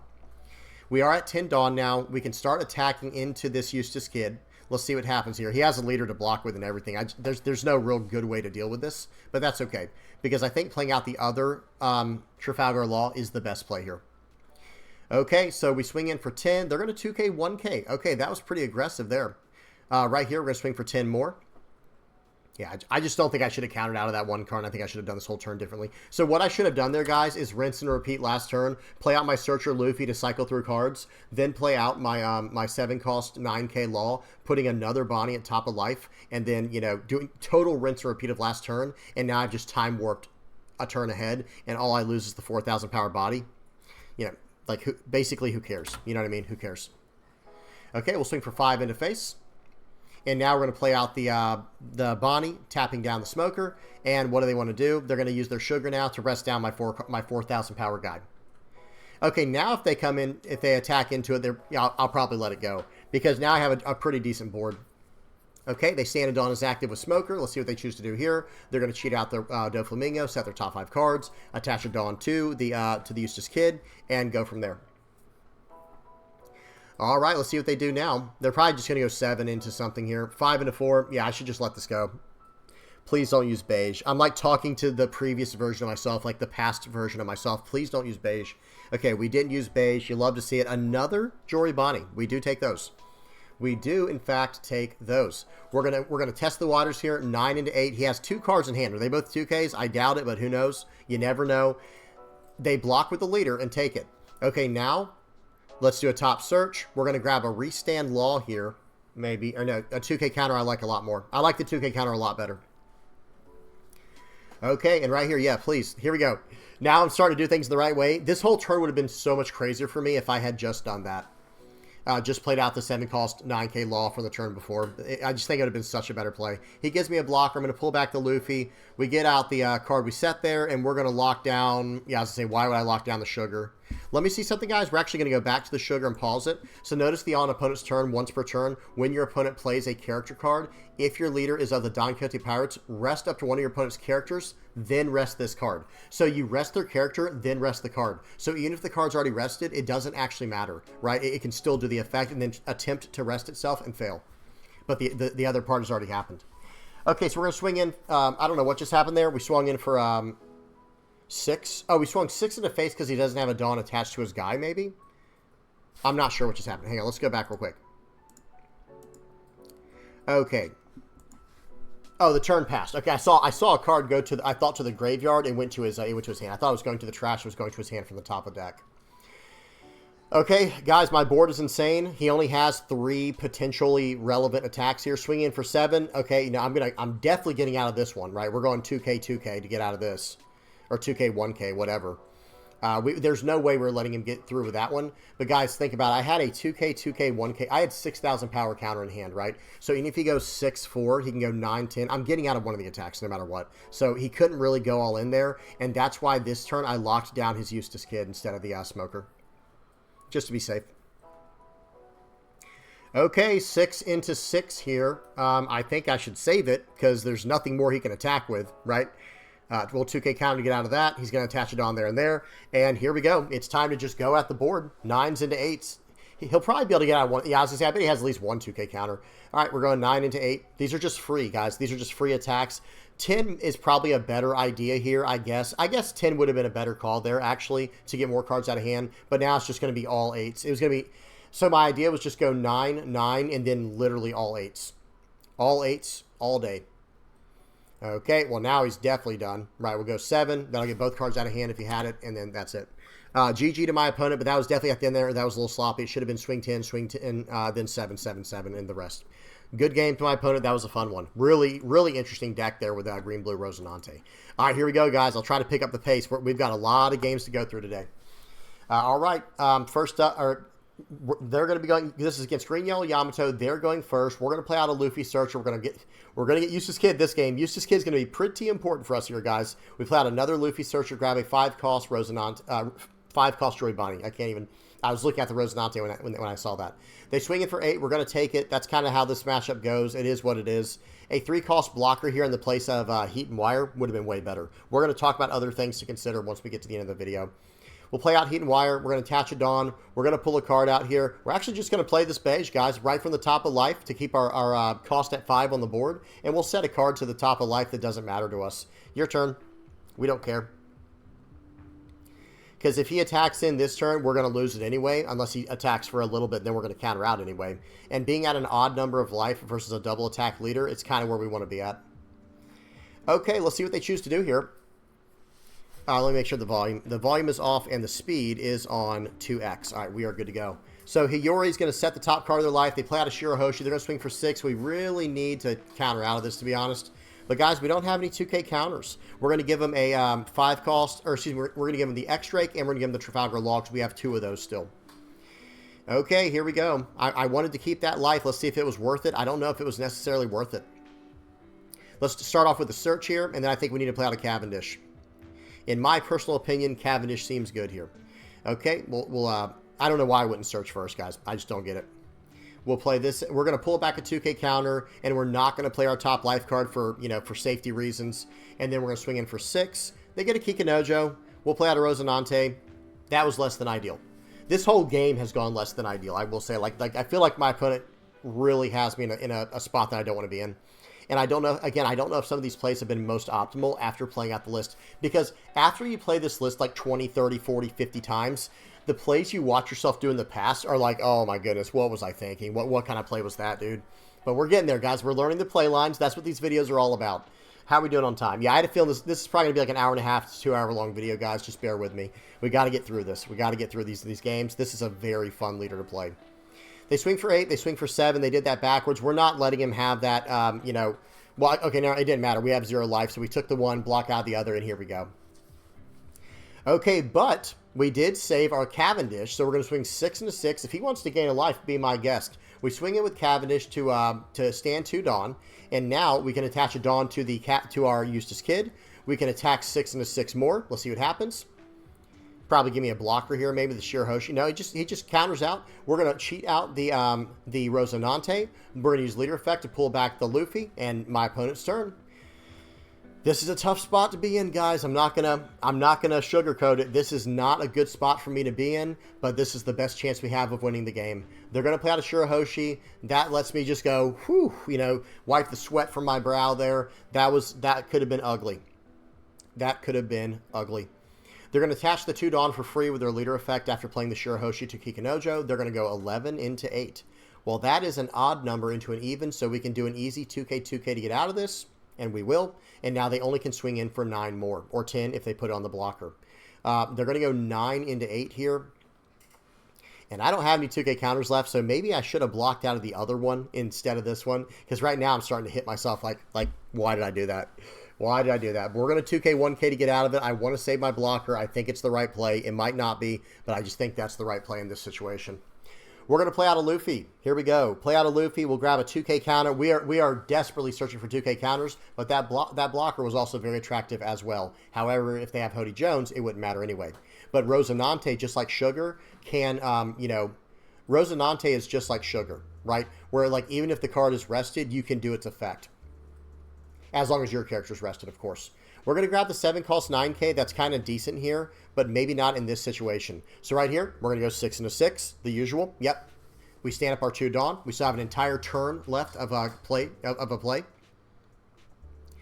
Okay, let's see what they do here. We're just going to keep eating their hand. Like, I'm basically, it's funny. I'm forcing my opponent to gain a life. I'm like, hey, listen, you're going to gain a life, dude. You're not keeping this character.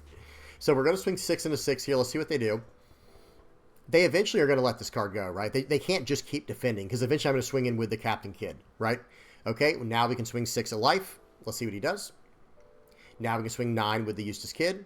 Actually, we can swing 5. Yeah, let's see. Let's see if he wants to block with Trafalgar Law. I guess he could. He probably should have, and then just blocked with the Shirahoshi. Okay, he gets a Frankie. That's less than ideal, but remember, because we have this card on the board, this 8 cost Kid, we are in such a good spot. All right, so we play out the 7 cost. All right, we could have swung for 1 more. Oh, well. But we get rid of Heat and Wire, play out the 7 cost 9K, and we gained a life. So now, not only do they have to get through our blocker, not only do they have to get through our Eustace Kid, but 1 more life. They get through the life very easily, apparently, with a Soul Focus. They're going to swing 10 into 8. We do have a 2K 1K to get out of this, and I think we should.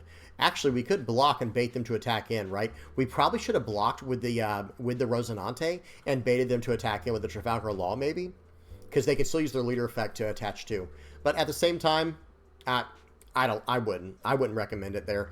Just get out of that attack, and then they can't do it anyway. And we have a 1K to get out of that 8 if they try that too. Okay, well now what is my opponent supposed to do, guys? What is the option here? So right here, I think we need to do some attacking. We'll swing for 9 to start. We'll see what they get. This should give me a blocker. I mean, actually, they should take the last hit. Yeah, I do like that. Yeah, I think that was right. I don't know what they... Oh, they played out Satori. Sure. Trashing a Soul Focus from hand. We're coming in for 9. They have to attack into this card now. They're going to use a blocker. And we can actually gain a life still, I believe. Let's see if we do this the way I think we're going to. We're going to pull back a card with a leader effect, I believe. I'm doing a little bit of math right now. So I'm going to tell you what I think. I'm going to pause and just tell you what we should do here. Pull back the 7 cost 9K. Pull back the 7 cost 9K and just gain a life afterwards, putting like a Jory Bonnie into our life, and then we're fine. Like, don't do anything fancy. Like, that might be fancy to some people, but gaining a life and forcing them to get through this board, I feel like it's just the superior play. I think it's just strictly a better play.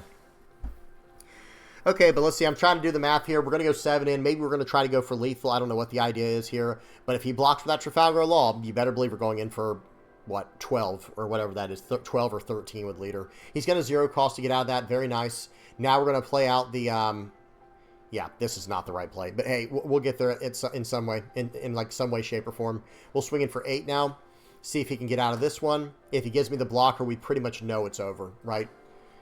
He used a double 0 cost to get out of that. He used 0 cost 3K, trashing another 0 cost 3K. I guess he didn't expect the extra attack. We're coming in for 9. Doesn't have enough. Yeah, so he definitely threw that.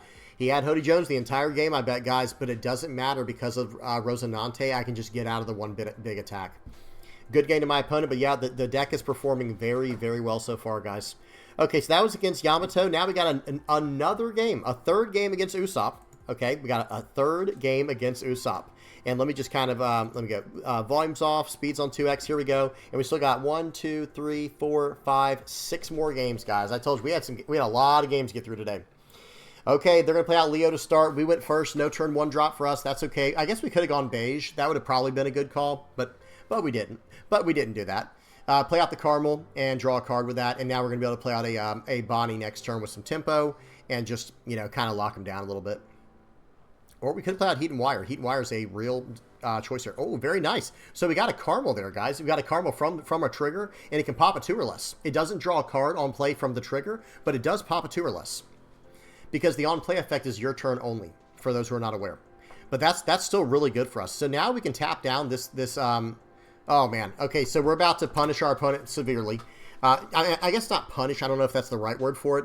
But Heat and Wire can rest down a character with a cost equal to you and your opponent's life total. So we're at 6 life. Okay, it's no problem. I rest down this 5 cost. So I guess it almost was a problem, right? But I rest down this 5 cost Frankie with the Heat and Wire. Now I have more than 5 Dawn or 5 cost worth of characters on the board. I play out the Capone Beige, put a Bonnie there, and then I'm going to attach a final Dawn to the leader.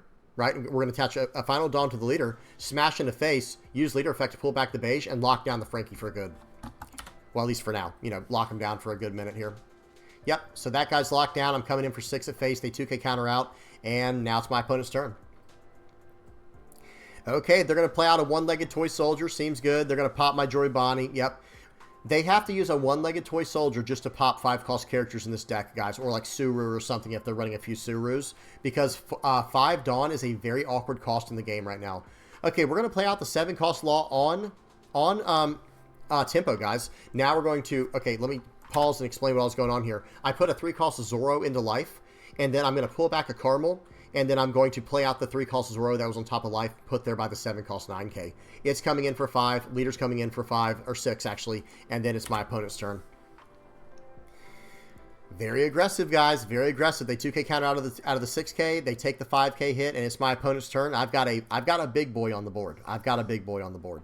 Now, this is a turn they could maybe play out like, you know, like maybe a Gecko Moria or a 7-cost Rebecca. There's a few options here, but guys, we are in the driver's seat. They're going to swing 5 into that. Okay, I think this one we should counter out of, and that'll force the attack from the Zoro into it, and now we can let it go. That was actually fine. That was a forced play there. I love that. I absolutely love that play. Right? So now they're going to play out the Gecko Moria, bringing out a Frankie blocker and a 2k counter one-legged toy soldier. Well, guys, I don't know what that one-legged toy soldier is there for, but I also don't even care about it. We're going 5 at face, and here we go. Let's see what they do here. I can also go 1k into 0. You guys ready for this attack? Carmel going crazy this game. Carmel going at... They 2k countered to save the 2k counter there, guys. That was absolutely insane. All right, you got it, man. We're swinging for 9. They're going to take that. They're going to pull out a 3-cost Bartolomeo. And here we go. I think we're going to play out... We're just going to play out another one of these guys. Yeah, play out the 7-cost 9k. We're going to put a card back in life. Let's see what we chose. I didn't even see. We'll attack for 7 first. Okay. They get the 0-cost, the 2-cost card back. It was a Bonnie we put in life. We'll lock down the Zoro just to slow them down because we are only at 2 life, guys. And I mean, we do have decent counter power in hand. We've got a 0-cost 3k, a 1k, a 1k, and a 2k, and 2 life. I think we're fine with that. But I'd rather just be safe about it, right? Just lock down their guy. They replace it. They just straight up throw the card in the trash. They've only used 2 Dawn. They have 8 Dawn left. Now they use 3 Dawn. They have 7 left. And what are they searching for? They're probably searching for Rebecca, right? But Rebecca can't search Rebecca. Remember that, guys. That's why the Leo's just strictly better in this deck. And I've seen some Usopp lists only run like 2 or 3 Rebeccas. The 1-cost Rebecca. They're going to put out a Cavendish, swing 6 into 4. Do we even care about this card? Yeah, no, we don't. They have 3 Dawn left. So let me get this right. They have 2 one-legged toy soldiers on the board that they specifically were searching for, and then they're not going to be able to take out one of these cards. Okay, 10 into 9, absolutely not. That's a 2k counter. And what do they have left for 2 Dawn? Play out an Idio. Yikes. Okay, well, that's not going to do, right? That's not going to do it. We're going to swing for 9. They're going to draw a card from that after blocking. We're going to swing for 9 more. They take it. We're going to swing in for 7. And now I think we got a crazy, like, swing 9, swing 9. Yeah, so pause. So they can get out of this 9 by blocking, but then the next, there's a few ideas for the next attack. We could have gone swing 8 plus 6 is 14. Just swing for 14 and go for it. They couldn't get out of it, but the other idea was, okay, instead of doing 8, just put 3 on Bonnie and swing 9 and 9. So what would be better? 14 would require this. It would require, so from 5, so 7, 9, 11, 13, 15. That require 5 cards from hand, but 2 9s, and that's if they had all 2Ks, of course, but if it was 2 9s, it would be 5, 7, 9, 1, 7, 9, 1. So that would be 6 cards in hand minimum, like bare minimum 6 cards out of hand, but the other one, the 2 9Ks attack, the 2 9K attacks allow for there to be 2 1Ks in the mix and 4 2Ks, whereas the 1 14K hit would allow for, it would force all 2Ks. It would force 5 2Ks specifically, or 6 cards like 4 2Ks and 2 1Ks. So either way, good game to my opponent there. We were able to just really blitz him down like that. You know, blitz them down like an 8-minute game. Not really blitz down, but you guys get the idea. Okay, volume's off, speed's on 2x. We got a game versus Reiju here, guys. And this is a wild game, guys. This is one of those wild ones here. Brace for impact. This is a long one here, guys. 15-minute game. We got a 15-minute game here, guys. It's in 2x speed. Don't worry.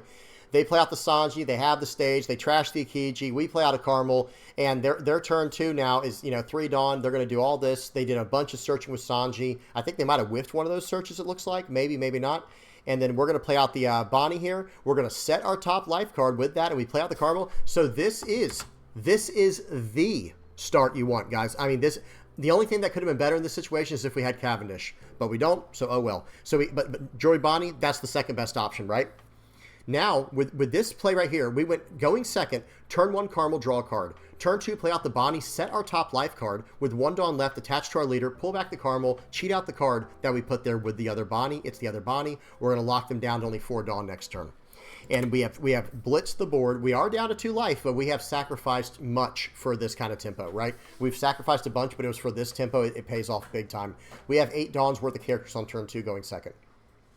They play out a Porsche. That's one way to climb back into the game, right? That's one way to do it. They still have 1 Dawn left for the turn. They cheat out the forward cost of Kiji with the Porsche. The Reiju couldn't have gotten a much better start either, guys. This was basically best start versus best start, and this guy seemed like a pretty competent player who was playing very quickly. We're going to take that hit. Beautiful. We get a on play here. We get a trigger, heat and wire, rest down the Porsche. Now we have a target hit next turn. Absolutely perfect there for us. We needed that.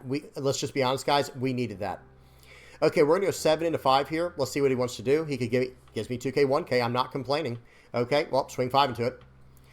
All right, let's go. And now we can swing at face. We have some other, let me see the other plays we have here. Carmel's really nice because we can do some, you know, we can draw some cards here. And then we can swing in for 7.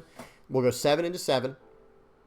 He might let it go because he let that Porsche go for like pretty much no reason.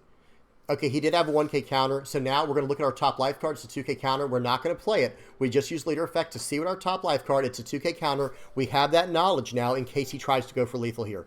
It's not brilliant to go for lethal here. We have a blocker on the board. They're going to play out Porsche, do a search, play out another Ikiji, guys. But guess what? They make their first mistake of the game. There is no Ikiji in the trash. Now, I don't know if they just want to put it there for whatever reason. I have no idea. Absolutely no idea. Maybe just to get it out of hand. They play out the Reiju, draw some cards, and here we go. They're swinging it for 7. They swing it for 6. I can't let them have that card, guys. I got a 2K in hand or double 1K. Yeah, we're going to give a 2K counter there. We can't let them have that card. It's not happening. Okay, here we go. It's time to go for this board, guys. That's the best bet. So we're going to set a Cavendish to the top of our life with our Trafalgar Law, attaching a Freedon to our leader. But now, here's the crappy part. I have to pull a card back in order to use this effect, and I don't have a 1 or 2 cost target on the board. We're going to go 7 into 7. He only has 4 cards in hand, but this is a very serious body on the board for him. Okay, well, if that's the case, we're going to pull back the Joy Bonnie, play out the Cavendish. Now we're going 8 into 7. We're hoping for the best here. We're hoping for the best, but expecting the worst. We still have a blocker. Lets it go. You know, another one of those eyebrow wipe situations there, a total brow wipe. It's like, good night. That was a rough one. If that had stayed, we probably would have lost, but maybe not. It would have been close. We do know that our last life card is a 2K counter X Drake. We had it there. Swing in for 5. Okay, I think we should just keep countering out. Okay, we don't counter out, but I think we should have because we had a nice play there with Carmel. However, Carmel is our only 2-cost card to bounce right now. Okay, now we can actually get value with Carmel. We can actually get value with all kinds of stuff right now, to be honest with you. So let's see what we do here. We have a lot of options, but we need to deal with the board first. 9 into 5. Is he going to save this? I seriously doubt it. Okay, he's not going to save it, but he's going to do the next best thing, right? And that's using Nora Beam Sword to tap down my Cavendish. Oh, man, that was a brutal hit right there, guys, that we didn't expect. We didn't foresee that happening, or at least I didn't foresee that happening. But that's okay. It's also not the end of the world. We can gain life if we need to. We're going to set a Trafalgar Law, it looks like, to the top. We're going to attach a Dawn for free here. I have a Carmel, and I think I should use it this turn. I think this is the right play. Yep, play out the Carmel, draw a card. Let's see what we get. We get a Restand Law. Okay, not the worst thing in the world. And now, watch this. We're going to use the leader effect to pull back the Carmel, but we might not gain a life. Or we might not take a life. Even though we can. Taking a life would be interesting here. Taking it, going up a second blocker, and pulling back the Cavendish and playing out a 3 cost Zoro, maybe. Nope, just not playing out anything. Just keep what we have on the board. I think we should have actually even cheated out maybe a Bonnie. I think a Bonnie would have been a good play there as well. But that would mean we lose the tempo with a Cavendish. He only has like 1 big relevant attack. We have 2 blockers. And we at least have, we have 4, 5, 6. We have 6K counter in hand, guys. We have 6K counter in hand. I think we're fine. 2, 4, 6. Yeah. They play out a Reiju. Oh, man, here we go. Here we go again. They're going to swing 6 into 5. We're going to block for 5. And guess what? Wherever that card swings, block. Yep, because we have another Bonnie to replace it. We're doing just fine. We're doing fine and dandy, guys. We're doing just fine right now. 9 into 7. Here we go. He's going to counter out aggressively. We'll go 9 more into 7. This should get the blocker. And, okay. Well, honestly, I don't think that's great for him. I don't think he's in a great position. So we have to play out the Bonnie this turn. However, I need to play out a Carmel first and use leader effect to keep card drawing and keep my tempo, my hand advantage high. But let's see what happens. I think I do blunder this a bit. Yeah, absolutely blundered it. But that's okay. We are going to swing 7 in with the Cavendish. And they let it go. I'm like, okay, whoa. You know, hey, that's nice. They let it go. We will take that. We do take those. Then we're going to swing for 6 into 5. And we still have, we're going to pull back a, oh, okay, I had other things in mind, guys. I had other things in mind. Play out the Law and just gain a life and make it into a Zoro. Just turn into a Zoro because that's a non-counter card and it's a trigger to cheat a body onto the board just in case. And that's the utility that this leader has and that character has. A 7 cost 9K. I caught myself off guard there, guys. That was a surprising play for me, even though I played the game. I don't remember every play. You guys know how it is. You can't remember every play. But that's okay. We play out the 7 cost 9K. We gained a life, which is massive. We still have 2 blockers. We have a life. And we have 2, 3, 4, 5, 7K counter in hand, I think, if I counted that correctly. Okay, swing for 5. They gave my Law minus 2,000 from the Akiji. Now they're going to swing for 5 more. We'll take it. And they're going to swing for 8, and he can have the blocker.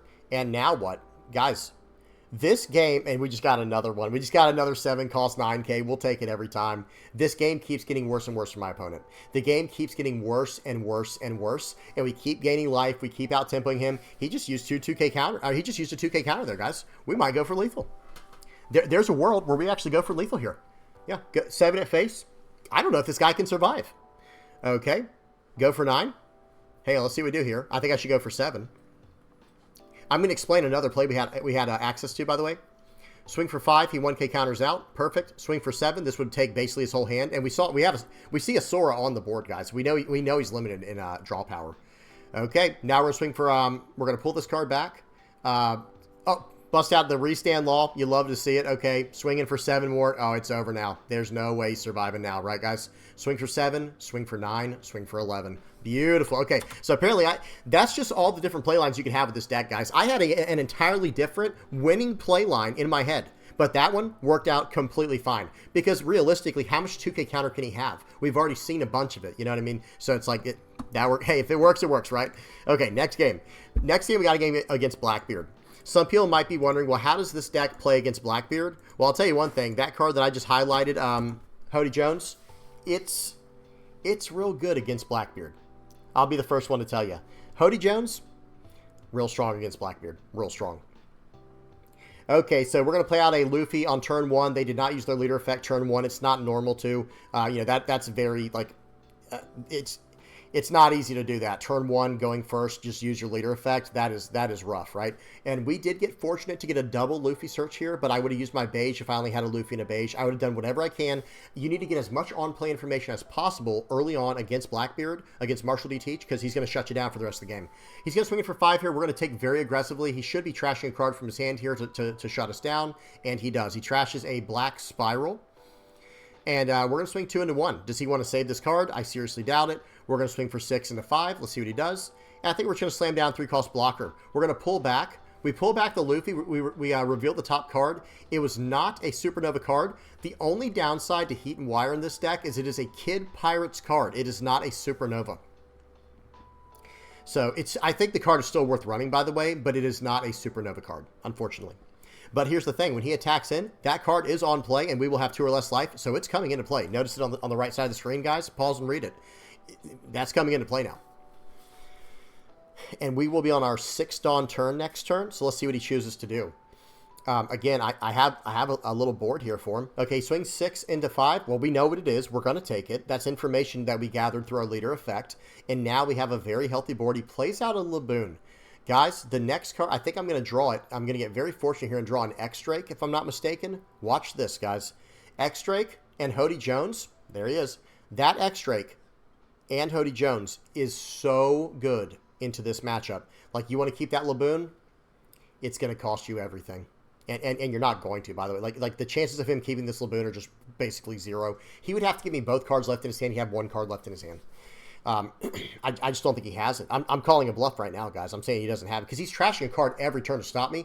Beautiful. All right, so I guess one thing I should have done first is after that first attack for 5, I guess what I should have done was pulled back or actually even after resting the card with my X-Drake, I should have pulled back the X-Drake just to check what my top life was before attacking at all, because it could have been a Bonnie or it could have been a X-Drake. X-Drake would have popped the Laboon, and then I could have kept smashing in the face for more pressure and more tempo. So that was actually a slight play mistake, guys, with the sequencing. Okay, because then I could have gone 5 at face with Jory Bonnie, 5 at face with my my Heat and Wire, and 6 at face. 6 at face with my leader. That would have been brutal. They probably would have just quit. They probably would have just left the game, to be honest. We're down to 1 life. Long hair don't care, guys. Long hair don't care. And that would have been more targets for them to attack into, by the way, if we had done that more aggressive play, where they'd have probably gone for a Heat and Wire or the Jory Bonnie. All right, they got 6. They're loading up. They're going at face here. Okay, I don't think we should just randomly take hits, so we are going to go. We're going to try to stay at 1 life against Blackbeard, because I don't want him to do any kind of shenanigans removing a blocker, and then I don't have calculated lethal. He is going to hit me with a Shigan Finger Pistol and pop my X-Drake and play out a Lafitte to draw some cards. But guys, because we have a Luffy on the board, we get 1 free attack every single time. He has 2 cards in hand. He trashed a card to stop my my on-play effects, swinging that in there. And guys, guess what we're about to do here? This is going to be the good old-fashioned swing 5, swing 5, swing 8. That's right. Swing 5, swing 5. Hody Jones. He's going to do this is my era. Draws a card. I don't know what it was. Hody Jones. Hody Jones is a nightmare for my opponent to deal with. I don't lose a life from the effect because all of your on-play effects are turned off. Well, guess what? Hody Jones is a 7 cost 8K with Rush. And then he also has an on-play to take your last life card, or to take a life card, excuse me, and rest down 2 characters or Dawn. I think you can also rest down a leader, but I could be right. It might be just characters or Dawn. I can't remember what it is for Hody Jones. It doesn't matter. I don't know what my opponent's supposed to play here. Even if they use their entire turn and go like 4 Dawn Laboon, 4 Dawn to pop my my Hody Jones, he just can't survive, right? There's just nothing he can do to survive because I'm going to come in across the board for like 4 attacks, and I will aggressively counter out at this point if he tries to go 6 into my 4K. Even if he went 6 into my 2K, guess what? I'll just block with my Bonnie and then just counter out aggressively in that way. There's just no way out. Game's over. Checkmate. Game's over right here. They're playing out Lafitte. This is cute and all, but there's just nothing. This isn't going to do anything for you. You know, got to go through the motion still. I get it. You know, it's good to practice things out, but this is one of those situations where it's like, okay, so this first 9K, what are you going to do with the first 9K attack? Just out of curiosity, what are you going to do with the first 9K attack? Because they're going to trash a card at the end of turn here. Yep, black hole. They're down to 4 cards in hand. If I swing in for 9, then there's just nothing they can do. So they're going to swing 6 into face, guys. So we can just 2K counter out. I don't know. Whatever I'm doing here, it should just be 2K counter out. Yeah, give him 2 1Ks, actually, because I want to keep the X-Drake as a way to, like, tap down the Burgess, I guess, if things go crazy. And that's right, guys. You can tap down Burgess with your X-Drake. Like, that X-Drake is massive. So swing in for 9. They take it. We'll swing 5, swing 13. Or 12. So swing 9. Okay, 2 into 1. Let's see if he wants to save that. Nope. That was cute. Okay, swing 5. That takes 1 card. He has 3 cards left. I could literally just swing for 11 and the game's over, but we'll go 12 because who likes counting? GG. All right, that was a fun one. Next game we got against Nami. You might be wondering, so how's this deck against Nami? It's actually fairly good if you get a decent pull. If you get a slow, because I've had pulls with this deck where it's like a bunch of 1s and 2s. That's not ideal, guys. That is not ideal. But going Luffy here, grabbing I think we grabbed the 7 cost 9K with that, or some kind of 5 cost card. It's like, that is a great start. We'll swing in for 5. Very aggressive, and they take it. Guys, they're like, they want to take their cards early. So they can save as many cards as they can in their hand. I don't agree with that call, guys. I do not agree with that decision. We play out an X-Drake aggressively here to start going for Kaya's. And here we go. We do have, we don't have enough Dawn on the board just yet, but we need to play out a beige and do, actually, excuse me. Yeah, we have a Bonnie we can do that with. Here we go. We'll attach 2 Dawn here. We're going to attack in. We'll pull back we pulled back the Searcher, played out the Bonnie, locked down a Dawn, 7 into 9. They Giant Gavel out. So now our board's getting decent already at just turn 3. And we went first, guys. Remember, we did go first. They're going to Sanji's Pilaf. They only have 2 Dawn left. Okay, well, that card's gone, right? We're going to easily take out that card with 1 attack with X-Drake, sure. Okay, get rid of that. And now we can just pull back the X-Drake. And watch this, guys. This 7 costs 9K in this situation is absolutely filthy. Going to play out the Cavendish. We're coming in for 7 and 7. He has no Dawn active, guys. He has 0 Dawn active because this guy has aggressively... Okay, he did get an Arabesque Brick Fist to bounce back my blocker, but I don't care about that card. I'm not swinging with that card, right? That was literally just there to maybe protect Bonnie or something if he tries to load up for like 8 or something, whatever. They play out the Kayas here. They play out some Sanji's Pilaf. They're down to 23 cards in deck. He's starting to feel the pressure right now. And I'm just here to tell this guy, like, that's just not going to do it, right? Like, that's just not going to do it. Beige can set my top life card, and I need to do that immediately. We're going to lock down a Dawn. Let's see what we do here. We're going to swing for 7, standing up. Cavendish, that last turn's play, the 7 cost 9K Law into 5 cost 6K Cavendish. It's too much tempo. All right, let's see what happens here. I desperately need to use Beige here. This is I don't remember if I actually do it or not, but that's for sure the right play. Volume's off, so let me check the speed real quick. Yeah, we're on 2x. Yep, Beige, set up the stand-up Law there, perfect. Pull back the Beige, play out the Law, stand him up. We're coming in for 7 more. This guy has 1 Dawn left, guys. I have 4 more attacks. He has 1 Dawn left. Okay, he gets out of 1 with a Giant Gavel, and okay, no problem. So now we're going to go swing 7, swing 9, swing 9. Okay, or maybe, actually, we'll go 8, 8, or 8, 9, 10. I don't know what's going on. All right, we're going for 9. Yep, and then going for 9 more. Okay. I thought I won the game right here, but he had double Kaya he had used there in a 1K. I'm actually not upset with that, right? He just had to go through 2 Kayas in his hand to save that card, or to save that. Okay, so here we go. In this situation here, I think we're just going to poke like 2 times and then load everything up. We'll go in for 7. This should take a 1. This will either be a 1 cost 4K or a 2 cost draw 2. Okay, instead he does that. Instead he does a White Snake. You only have 3 Dawn left, bud. I'm coming in for 8 now. This will take the rest of his cards. Yeah, and the game's over. So all he could do there, essentially, was go like Desert Spada, right? Desert Spada, and that doesn't mill him any cards, so it doesn't even matter. Remember, that was 8 into 6, so the Desert Spada only gives +2. So that, yeah, actually, excuse me, he can't even do that. He just has to hit a Love Mellow here. No, he could White Snake to draw a card, or Desert Spada first to set his cards, and then White Snake, and then he could draw a card and get out of it. But now he has no Dawn active. Load up the remaining, 3, 4. So that's 7 Dawn. Load it up on my the big boy on the Trafalgar Law. Game over. Okay, now we got a game versus Katakuri.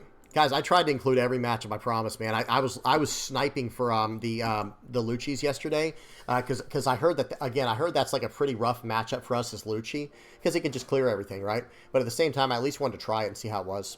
But I haven't had any chance to play against it yet. We do have a match against Smoker, but we'll mess with that in a minute. Okay, so we swing in for 6. We play out the Caramel. We draw a card from that. They did hit us with a Tropical Torment. We don't care.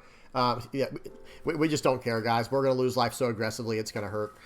We're down to 5. We're on our 5 Dawn turn. We're going to play out the Cavendish, play out the Luffy, and we're still going to use this leader effect, guys, I think afterwards. Let's see if we do this properly. Attach a Dawn, pull back the Luffy. It's a 7 cost 9K. Okay, so we know what to expect there. That's fine, but we already have a 7 cost 9K in hand for next turn. They're going to pop our Cavendish. That's unfortunate, and then they could still swing in for 9. I mean 7. They choose not to swing because remember, guys, I revealed the card to them. They know what my top card is with that reveal. They didn't want to give it to me, but I've got bad news for them. I already have the card in my hand, and I have the entire combo in my hand. So I locked down that. I think I should have played out Cavendish there, but I was trying to see if he had any more nominees I needed to bait out. So there was a technicality to that play there. Okay, he swings for 5. We counter out. This one we probably can take because we're about to jam this. Oh man, so it's gonna be swing 5, swing 6, swing 9. And then we're going to jam down a Eustace Kid. Okay, this is filthy here, guys. This is absolute filth. Okay, swing 6, swing 9. Any triggers? They always have triggers. No trigger. Okay, no trigger. We take that. Okay, so just a misplay. Just a straight misplay, guys. I'm going to be honest. I think I should play out the Eustace Captain Kid here. And then we can literally attach the final Dawn to the Eustace Kid. Play out the the, the blocker with the Useless Kids effect, and we're off to the races, right? I think that's the right call there, but that's fine. Oh, well, we choose something else here. I do still have a 7-cost 9K play now. Okay, so what we'll do, yeah, I just don't understand. Like, why didn't I play out the Useless Kid? I don't get it. Sometimes, guys, you look back at the plays you did, and it's like, what am I doing? Like, yeah, play out the Useless Kid here, okay? And then now look, I can't even cheat it. At least I can cheat a card out. We'll set the top card of our life to a Cavendish, but we know he's going to play the 10 cost, guys. Like, we know it's 10 cost time, right? Okay, swings in for 8. We'll give him the blocker here, and then we can just 1K counter out of this next one. Okay, it's going to swing 5. We'll give him a 1K or a 2K. Restand Law. Yeah, I don't think we need Restand Law right now. We're not going for lethal anytime soon. Okay, or a 2K. Guys, what are these plays, guys? I apologize. No, I'm just kidding. It's not that bad, but it's like, what am I doing? I don't understand. Like, I know the play. I'm looking at it. But, hey, that's the thing about a deck like this. After you get better and better and better with the deck, more and more of these plays make more and more sense. You're just like, holy cow, man. Like not playing out that Cavendish when I played out the Bonnie, that was like mistake number 1, because that was going to force him to do what we were going to have him do. I'm doing a little bit of math right now. I think I should go for the okay, I think I should go for the board. I think I should go 9 into 8, 9 into 8, just get 2 2Ks out of his hand or better. And here we go. All right, we're going to pull back the Luffy here, I believe, and play out whatever I just set. I think it was a Restand Law. Yeah, Restand Law. But see, now I don't have a blocker. This is odd. I guess I do have a lot of counter power. I'm just not going to get the card. Replay out the Searcher, grab some more counter power, and go about my business, right? We'll just go about my business like this. Okay, now we will go ahead and smash in. We'll swing for 7, 9, and 9. He gets a Nami. Yep, so there goes my Bonnie. He can't get anything else. He can get the Searcher if he wanted, but who cares? It's not the right call. Okay, he gets a grab a 5 cost. He gets a Luffy. I'm like, okay, well, now I can't even play out the Bonnie. It's just going to get KO'd. So that changes things. Now we might just swing 9 at face. That changes everything, him getting that trigger, guys. Because otherwise, I was going to play out the Jory Bonnie there. I'm like, dang it. We don't like that. We don't like that play. I'm trying everything in my mind to work. Like, all right, what is the best call here? Which play has the most potential? Which play has, like, is the most optimal? Yep, 9 at face. Yep. When in doubt, face is the place. Okay, then we'll pass turn, his turn. Again, the reason I did not play out okay, they play out a Useless Kid. I don't think that was the play at all, guys. So he's going to swing 14 now into 8. Okay, I don't know what he's waiting on. Maybe use the Luffy here to draw a card. Okay, yep, 2, 2, 2, 1. That's game. So that's game, right? They can't do anything. They'll pop that card, but look at what we have. They do some kind of cycling there at the end of turn to see if they could have gotten some more counter power. They had 2, 4, 5. They had 5,000 counter in hand. They lose on the first check for 9. The first check for 9 just wins the game right there, guys. They had to win right there or it was nothing, I guess. But if that's the case, I think they should have did the 10 cost. I think they should have done the 10 cost play and swing 12 into 8 and then just go for next turn, right? Because then maybe with that many cards in hand, maybe I don't go for lethal. But bad news, I was going to go for lethal no matter what. Good game. That was a fun one. All right, guys, we got 2 more games. We're almost done. We got 2 more games. All right, we got a game versus Smoker here. Volume is off. Speed is on 2x, and here we go. Any deck that's running black and like heavy removal is going to be a tough matchup for this deck, guys. I'm just going to be the first one to tell you it's not easy. It is not easy. This guy's running Belmir too. That's interesting. So they're going to -1 there, buff the Smoker by 1, swing for 6, and then they're going to be able to pop this with a, 3 cost Brook. That Belmir is actually nice. A lot of people run the stage as well, but running Belmir in the place of it is a 1K counter, and it kind of works as a blocker on the board, right? Because we want to smack into that card. If I go over Belmir, I will pause it, guys, because I want y'all to see what the card does. I went over it really fast. Hopefully I go over it again. Hey, I think I do go over it again. Let me see something. Because I remember reading it in their trash, in their graveyard. I was like, that was crazy. I've never seen someone run Belmir. I haven't seen someone run Belmir in quite some time. We'll check it out at the end of the game, if anything. All right, so they swing in for 7 there, popping my guy. I'm going to take. They'll swing in for 7 here, and we'll go 2K, 1K. You don't want to dip down in life too quickly, right? You don't want to go down too fast in life. All right, we play out the Monkey D. Luffy here. We grab a Bonnie. We're going to swing for 5, and guess what? You're not going to get to use that 3 cost anymore. That 3 cost 4K is out of commission. The Brook. Okay, if we don't look at, we have to see what that Belmir does. It's like a 1 cost, 1,000 power, counter 1K, and it can activate main, -1 cost to a character, and +1,000 to the leader. All right, so they played brand new, Rebecca, pulled out Tashigi. They're just completely filling this board out, guys. They are completely filling it out. I don't think I should take this hit. I think I have too much tempo here, and just letting my cards go would be a mistake here. I think that's the right call to actually get out of that hit, because watch what we do now. We go 6 into that. He gives me the card. Okay, well, we will take that. So now we're going to set the X-Drake into my life, popping the Brook, and now 6 into face. He gives me the blocker. So he's telegraphing to me he's probably going to try to set up a big turn with Gecko Moria. That's my thought process there, but we'll see what happens. But we just established an entire board. They're going to go to Shigi here, -4 to my Trafalgar Law, -3 more to it, and he's out of here, buddy.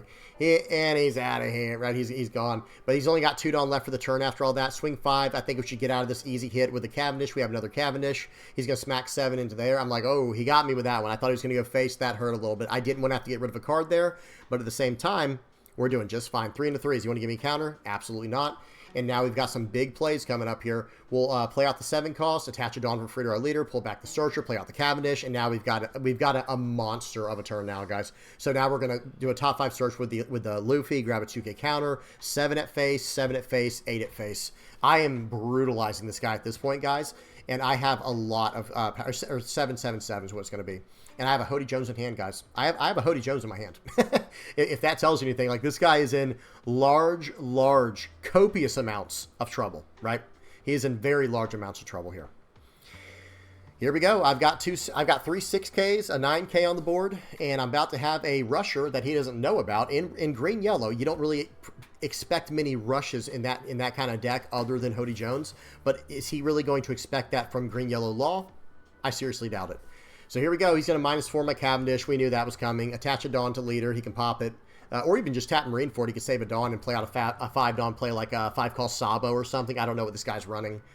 Okay, leader effect. Yep, -1 there. Pop it. He's got 4 Dawn left to play out a Rebecca or a Borsalino. But I've got bad news. Oh, okay. That means you're not going to take out any of these other relevant characters. This game's over. Right? So the game is over right here, guys. If I save this card and then save it again, 2K, 2K. Yep. Now watch this. Okay, Hody Jones. GG. Game's over.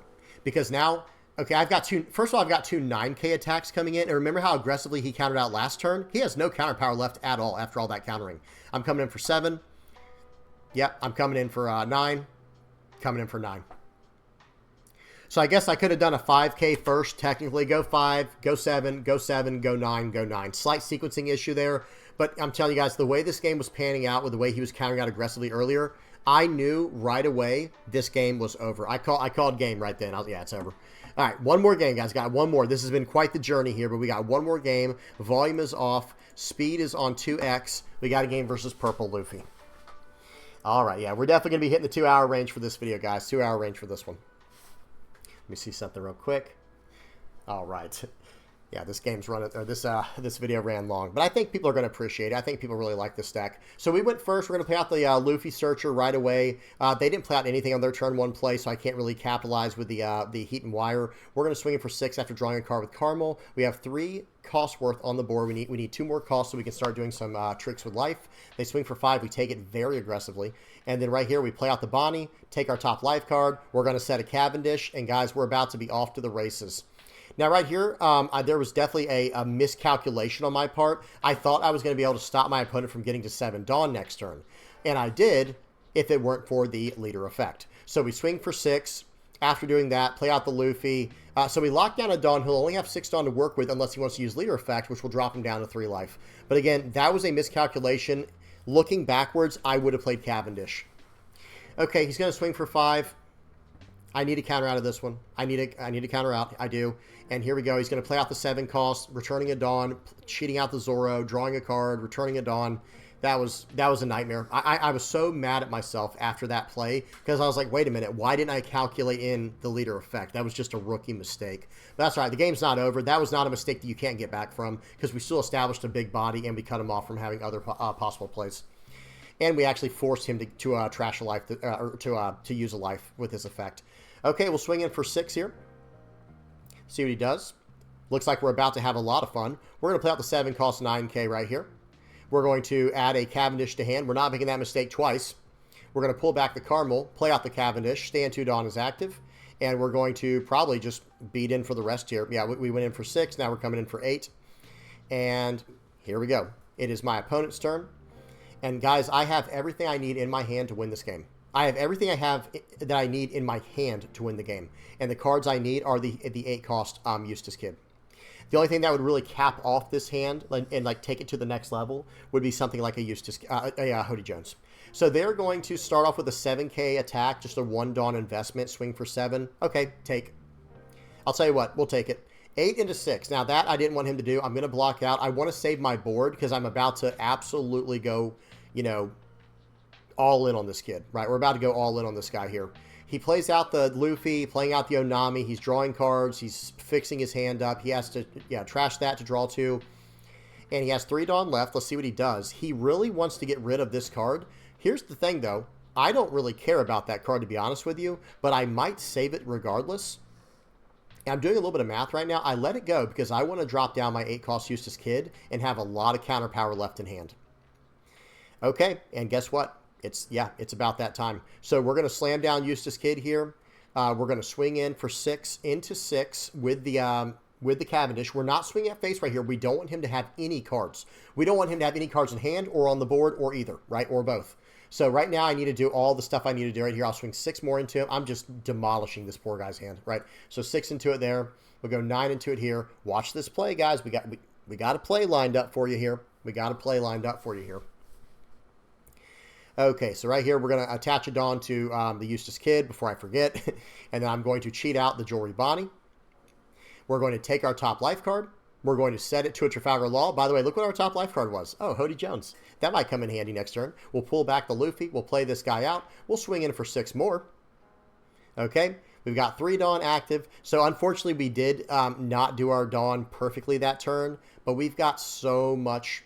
We were able to do so much with that attack there, guys. Like that whole turn, it was absolutely beautiful, right? We have 3 Dawn open. He has no idea what I have in my deck. You know, he has no idea what I can do here. But I'll tell you what he can't do. There's basically no way he's getting through that card. There's almost 0% chance of him getting through that Eustace Kid. He's going to go 10 into 8. Okay. Honestly, there's like... you can't use the blocker there because then he can just load everything up and smash into it. He's going to lose on the crackback, though, almost no matter what. But I saved that card with a 2K, 1K. Let's see what he chooses to do here. His back is up against the rope right now, guys. He is literally just getting pummeled at this point. Where it's like, I mean, look at my board. I've got a 9K, an 8K, and 2 6Ks. And in my hand, the card he doesn't know about, my Gopher Lethal here, Hody Jones. Yeah. 10 into 8. Okay. Right here, I think we are going to block out because now I know he cannot attack in any more times. He left no Dawn active. There's another Hody, but it didn't matter. It didn't matter. We would have tapped down every Dawn he had. If he left 2 Dawn active, pause. If he left 2 Dawn active there, it's getting tapped down. If he left 1 Dawn active, we're tapping down a Dawn and a character. So like that Hody Jones was checkmate. There is no way of getting out of this. And I have the Cavendish. So that was going to be the most disgusting turn you've ever seen, right? Let's at least walk through it, right? So we play out the Hody Jones, tap down all his Dawn, blockers, whatever we have to, swing for 7 with Cavendish, right? So that was 7 Dawn used up, but then we get 2 Dawn back, so we're back up to 4 Dawn to use for the turn. We're going to go 2 on the leader, swing for 7 more, 1 on the Trafalgar Law, swing for 7, 1 on well, I guess it'll be, so it'll end up being 7, 7, 7, 8, 9, 9. There is no way. There is absolutely no way on this earth he's getting out of that one. Good game to my opponent. That's it. We're finally done with all the games, guys. How many games was that? That was 15 games. So now let's talk about the list. We'll summarize and we'll wrap this up. So this will be right around 2 hours. Guys, this list feels good. There are cards that I'm really considering, though, and it's all around the 3 cost slot. That's, I mean, it's a good thing we already have this up. There's a card to consider that I really like. Number 1, I do like Izo quite a bit, but I think X-Drake will almost always be able to do what Izo does, unless you're just winning the game, in which case I don't think you need the tap down effect. We have Hody Jones to get super aggressive, because even if you and your opponent are at 0 life, this says you may rest this character, and if the number of your life cards is less than or equal to the number of your opponent's life cards, you can rest 4 or less. So I can always hit a 4 or less just like Izo can, and this is 2K counter searchable, and it has a recurring effect too, by the way. I can activate main, just continuously do it. So this card is very good for us. But no, the card I was thinking about, it's a blocker. It's his name's Bardo? Yeah, this one. Bartolomeo. This card is arguably a little bit better in this deck, I think. than Heat and Wire is, but it's in a different direction. Like, this is the more aggressive line of play, which I do like. Having that trigger is pretty massive, but having the blocker, that's pretty good. The your turn effect is not going to happen very often in here, guys, because notice there's a card I'm not running that a lot of decks are running. Let me just find it real quick. Yeah, this card right here. I'm not running this card, guys. I think it's a good card, by the way, and maybe there is some consideration on going up like one or two of these. But once I have Luffy down, Caramel, or Beige, I am just constantly going through cards, right? I'm just constantly cheating cards out of my life, putting them back into play, pulling it back, doing tricks, going back and forth with it. I would like to add maybe two of these Bonnies. I do think it would be a good play. But at the same time, it's hard. I've struck a balance with this deck right here that I've really come to love how this has worked out. Now, like I said, maybe in the future, if I go down 4 Heat and Wires and go up maybe like 3 Bardos, actually maybe go up 2 Bardos and then 2 of the Jory Bonnie Searcher. Maybe that's a direction we can go with the deck. That's a very, very real possibility, right? That's a very realistic possibility. But yeah, that's kind of where I'm at right now. This Searcher, I don't think so. It's just, we have if we had an option between these two, I think everyone would pick this one. And the only reason you'd ever go double of these is if you needed another Searcher, like 8 Searchers. But in this deck, we have 8, right? We have 4 of this, we have options at 8 actual character Searchers. And I just, something about this card, guys, I will admit to this. This card with Cavendish is insane, right? Because you play it for 1, pay 1 to do the effect, tap it down, swing with Cavendish, get your 2 Dawn directly back, pull the card back to your hand with the leader effect because you had Cavendish down, so you had at least 5 Dawn, or 5 cost worth of characters. This has a lot of potential. But yeah, we'll have to see what happens here. Tell me what y'all think. All these games, there was never a time where I wish I had this card. Like, man, if I just had 8 Searchers, this would have been fine.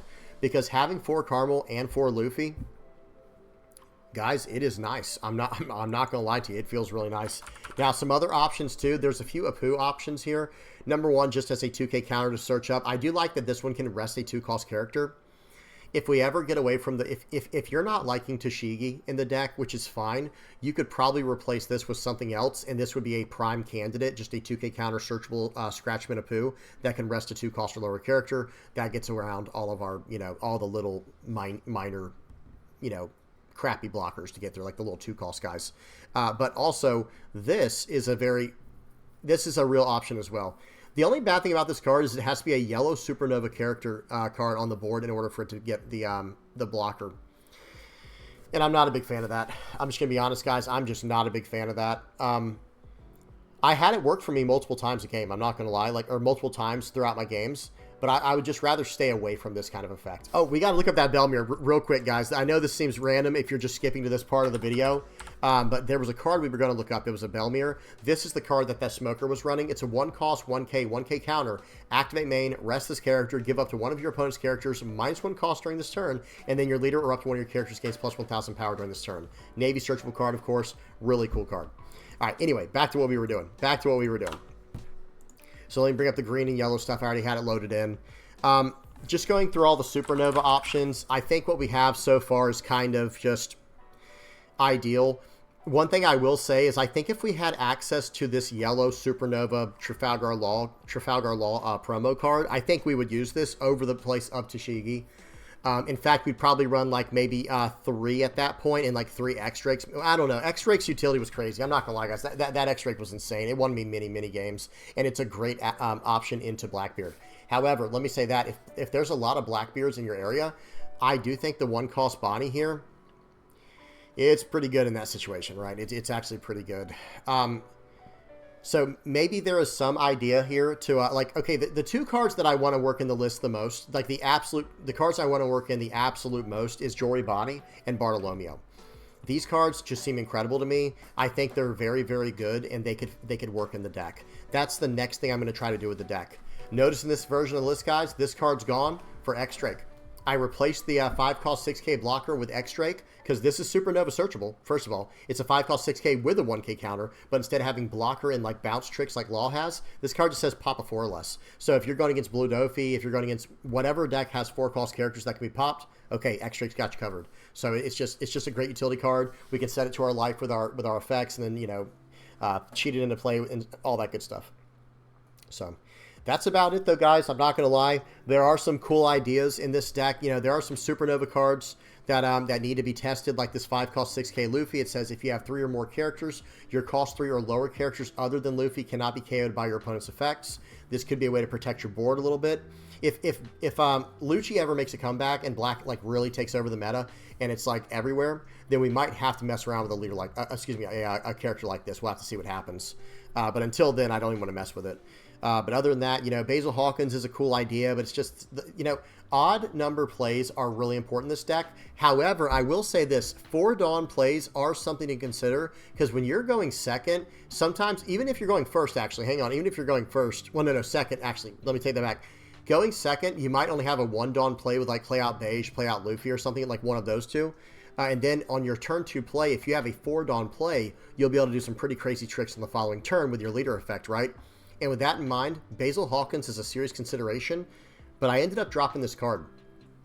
I ended up dropping this card, guys, because not because I think it's bad. I absolutely love this card, but for what we're trying to do, it's not exactly crazy, right? It's not exactly the craziest card.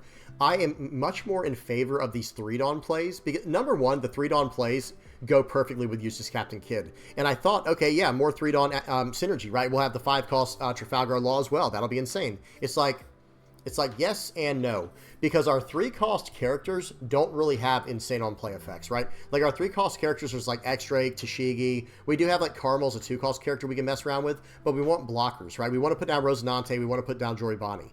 Now the perfect combo is of course Jory Bonnie, but we're already running that, right? But you'd think like we'd have a few others. I don't know. The 3 cost, where is he at? The Zoro. 3 cost Zoro, there is something to be said here. This does have some synergy, and same thing with Killer, but it just, I don't know what it was, guys. If you can get the card, if you can get the 5 cost Kid to work, or excuse me, the 5 cost Law to work, be my guest. But I was having a lot of success without Trafalgar Law, the 5 cost blocker. As much as I love this card, as good as I know this card is, I was having so much success without the card. And again, I was never like, man, if I just had the 5 cost bounce Law here, I could have done this, this, this, and this. Never came to my mind at all. It was always like, okay, I can already do all those tricks with my leader, right? And that's really the main thing, is like, you know what, my leader basically just does it for me. So, all right, I'm done, guys. That's pretty much it. Some other cards to maybe consider, maybe Capone Beige. This Caribou does have some merit to it. Pause and read this. It could have some options, but I'm just, you know, I don't know. And then some other cards in OP10, this could be interesting as well, but it's kind of going in a different direction. These 2 Odyssey cards, they're okay, but they're not really what we're going for. And the crappiest part about Luffy is you can't even search this card up, right? 5 cost 6k Luffy, because it's Supernova, you can't even search it up. Or excuse me, the Supernova card name is because it's Luffy, you can't search it up with Luffy. That's what I was trying to say. But tell me what y'all think, guys. I'm not saying we shouldn't be running the searcher, but again, the 2 cards I thought I would need and ended up not needing was Bonnie and the 5 cost bounce Law. I thought, okay, I'm going to for sure need these cards. They're really important, and I just didn't need them, guys. Like, they just never came in handy for me, where it was like, dude, I just, you know, this play is just game-breaking. I think there was one game we saw this card kind of pop off and kind of went crazy, but that's about it. Now, with Bonnie, I think, I don't know if y'all saw these in any of the games I played, but I'll just say this, guys. I think this is a good card. If you can work it into your deck, do it. Some people might prefer this over Carmel, but understand what this deck is doing, guys. These 2 cost slots are very important, because going second, you go drop Carmel, and if you don't have Carmel, you drop Rosinante, and then on the next turn, on your 4 Dawn turn, you drop Bonnie, Heat and Wire, X-Drake, or Tashigi, a 3 cost card, and you're able to use your leader effect immediately, bouncing back the Carmel to draw cards later.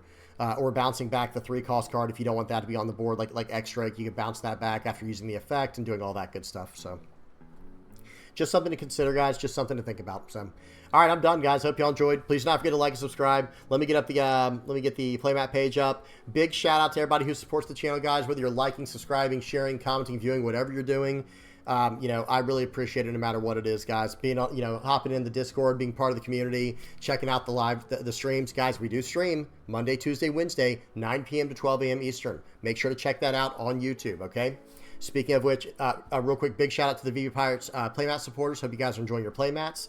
And then the members, this is all part of the YouTube stuff. this started going crazy once we started doing the streaming, and people have been really enjoying that. Thank you so much to everybody who supports me becoming members and donating on the stream and all that good stuff. And then last but not least, guys, this Patreon page. I need to really update this page, guys. It's all in the works. We're going to have to update it at some point. We're getting there. But big shout out to everybody on here just for helping me out and donating money just to help out the cause. Could not be more appreciative. Could not be more thankful. Thank you guys so much. All right, we're done. Till next time, guys. Tell me what y'all think in the comment section below, okay? I want to know what y'all think about green, yellow law, okay? I want to hear what y'all think. Until next time, guys. Peace.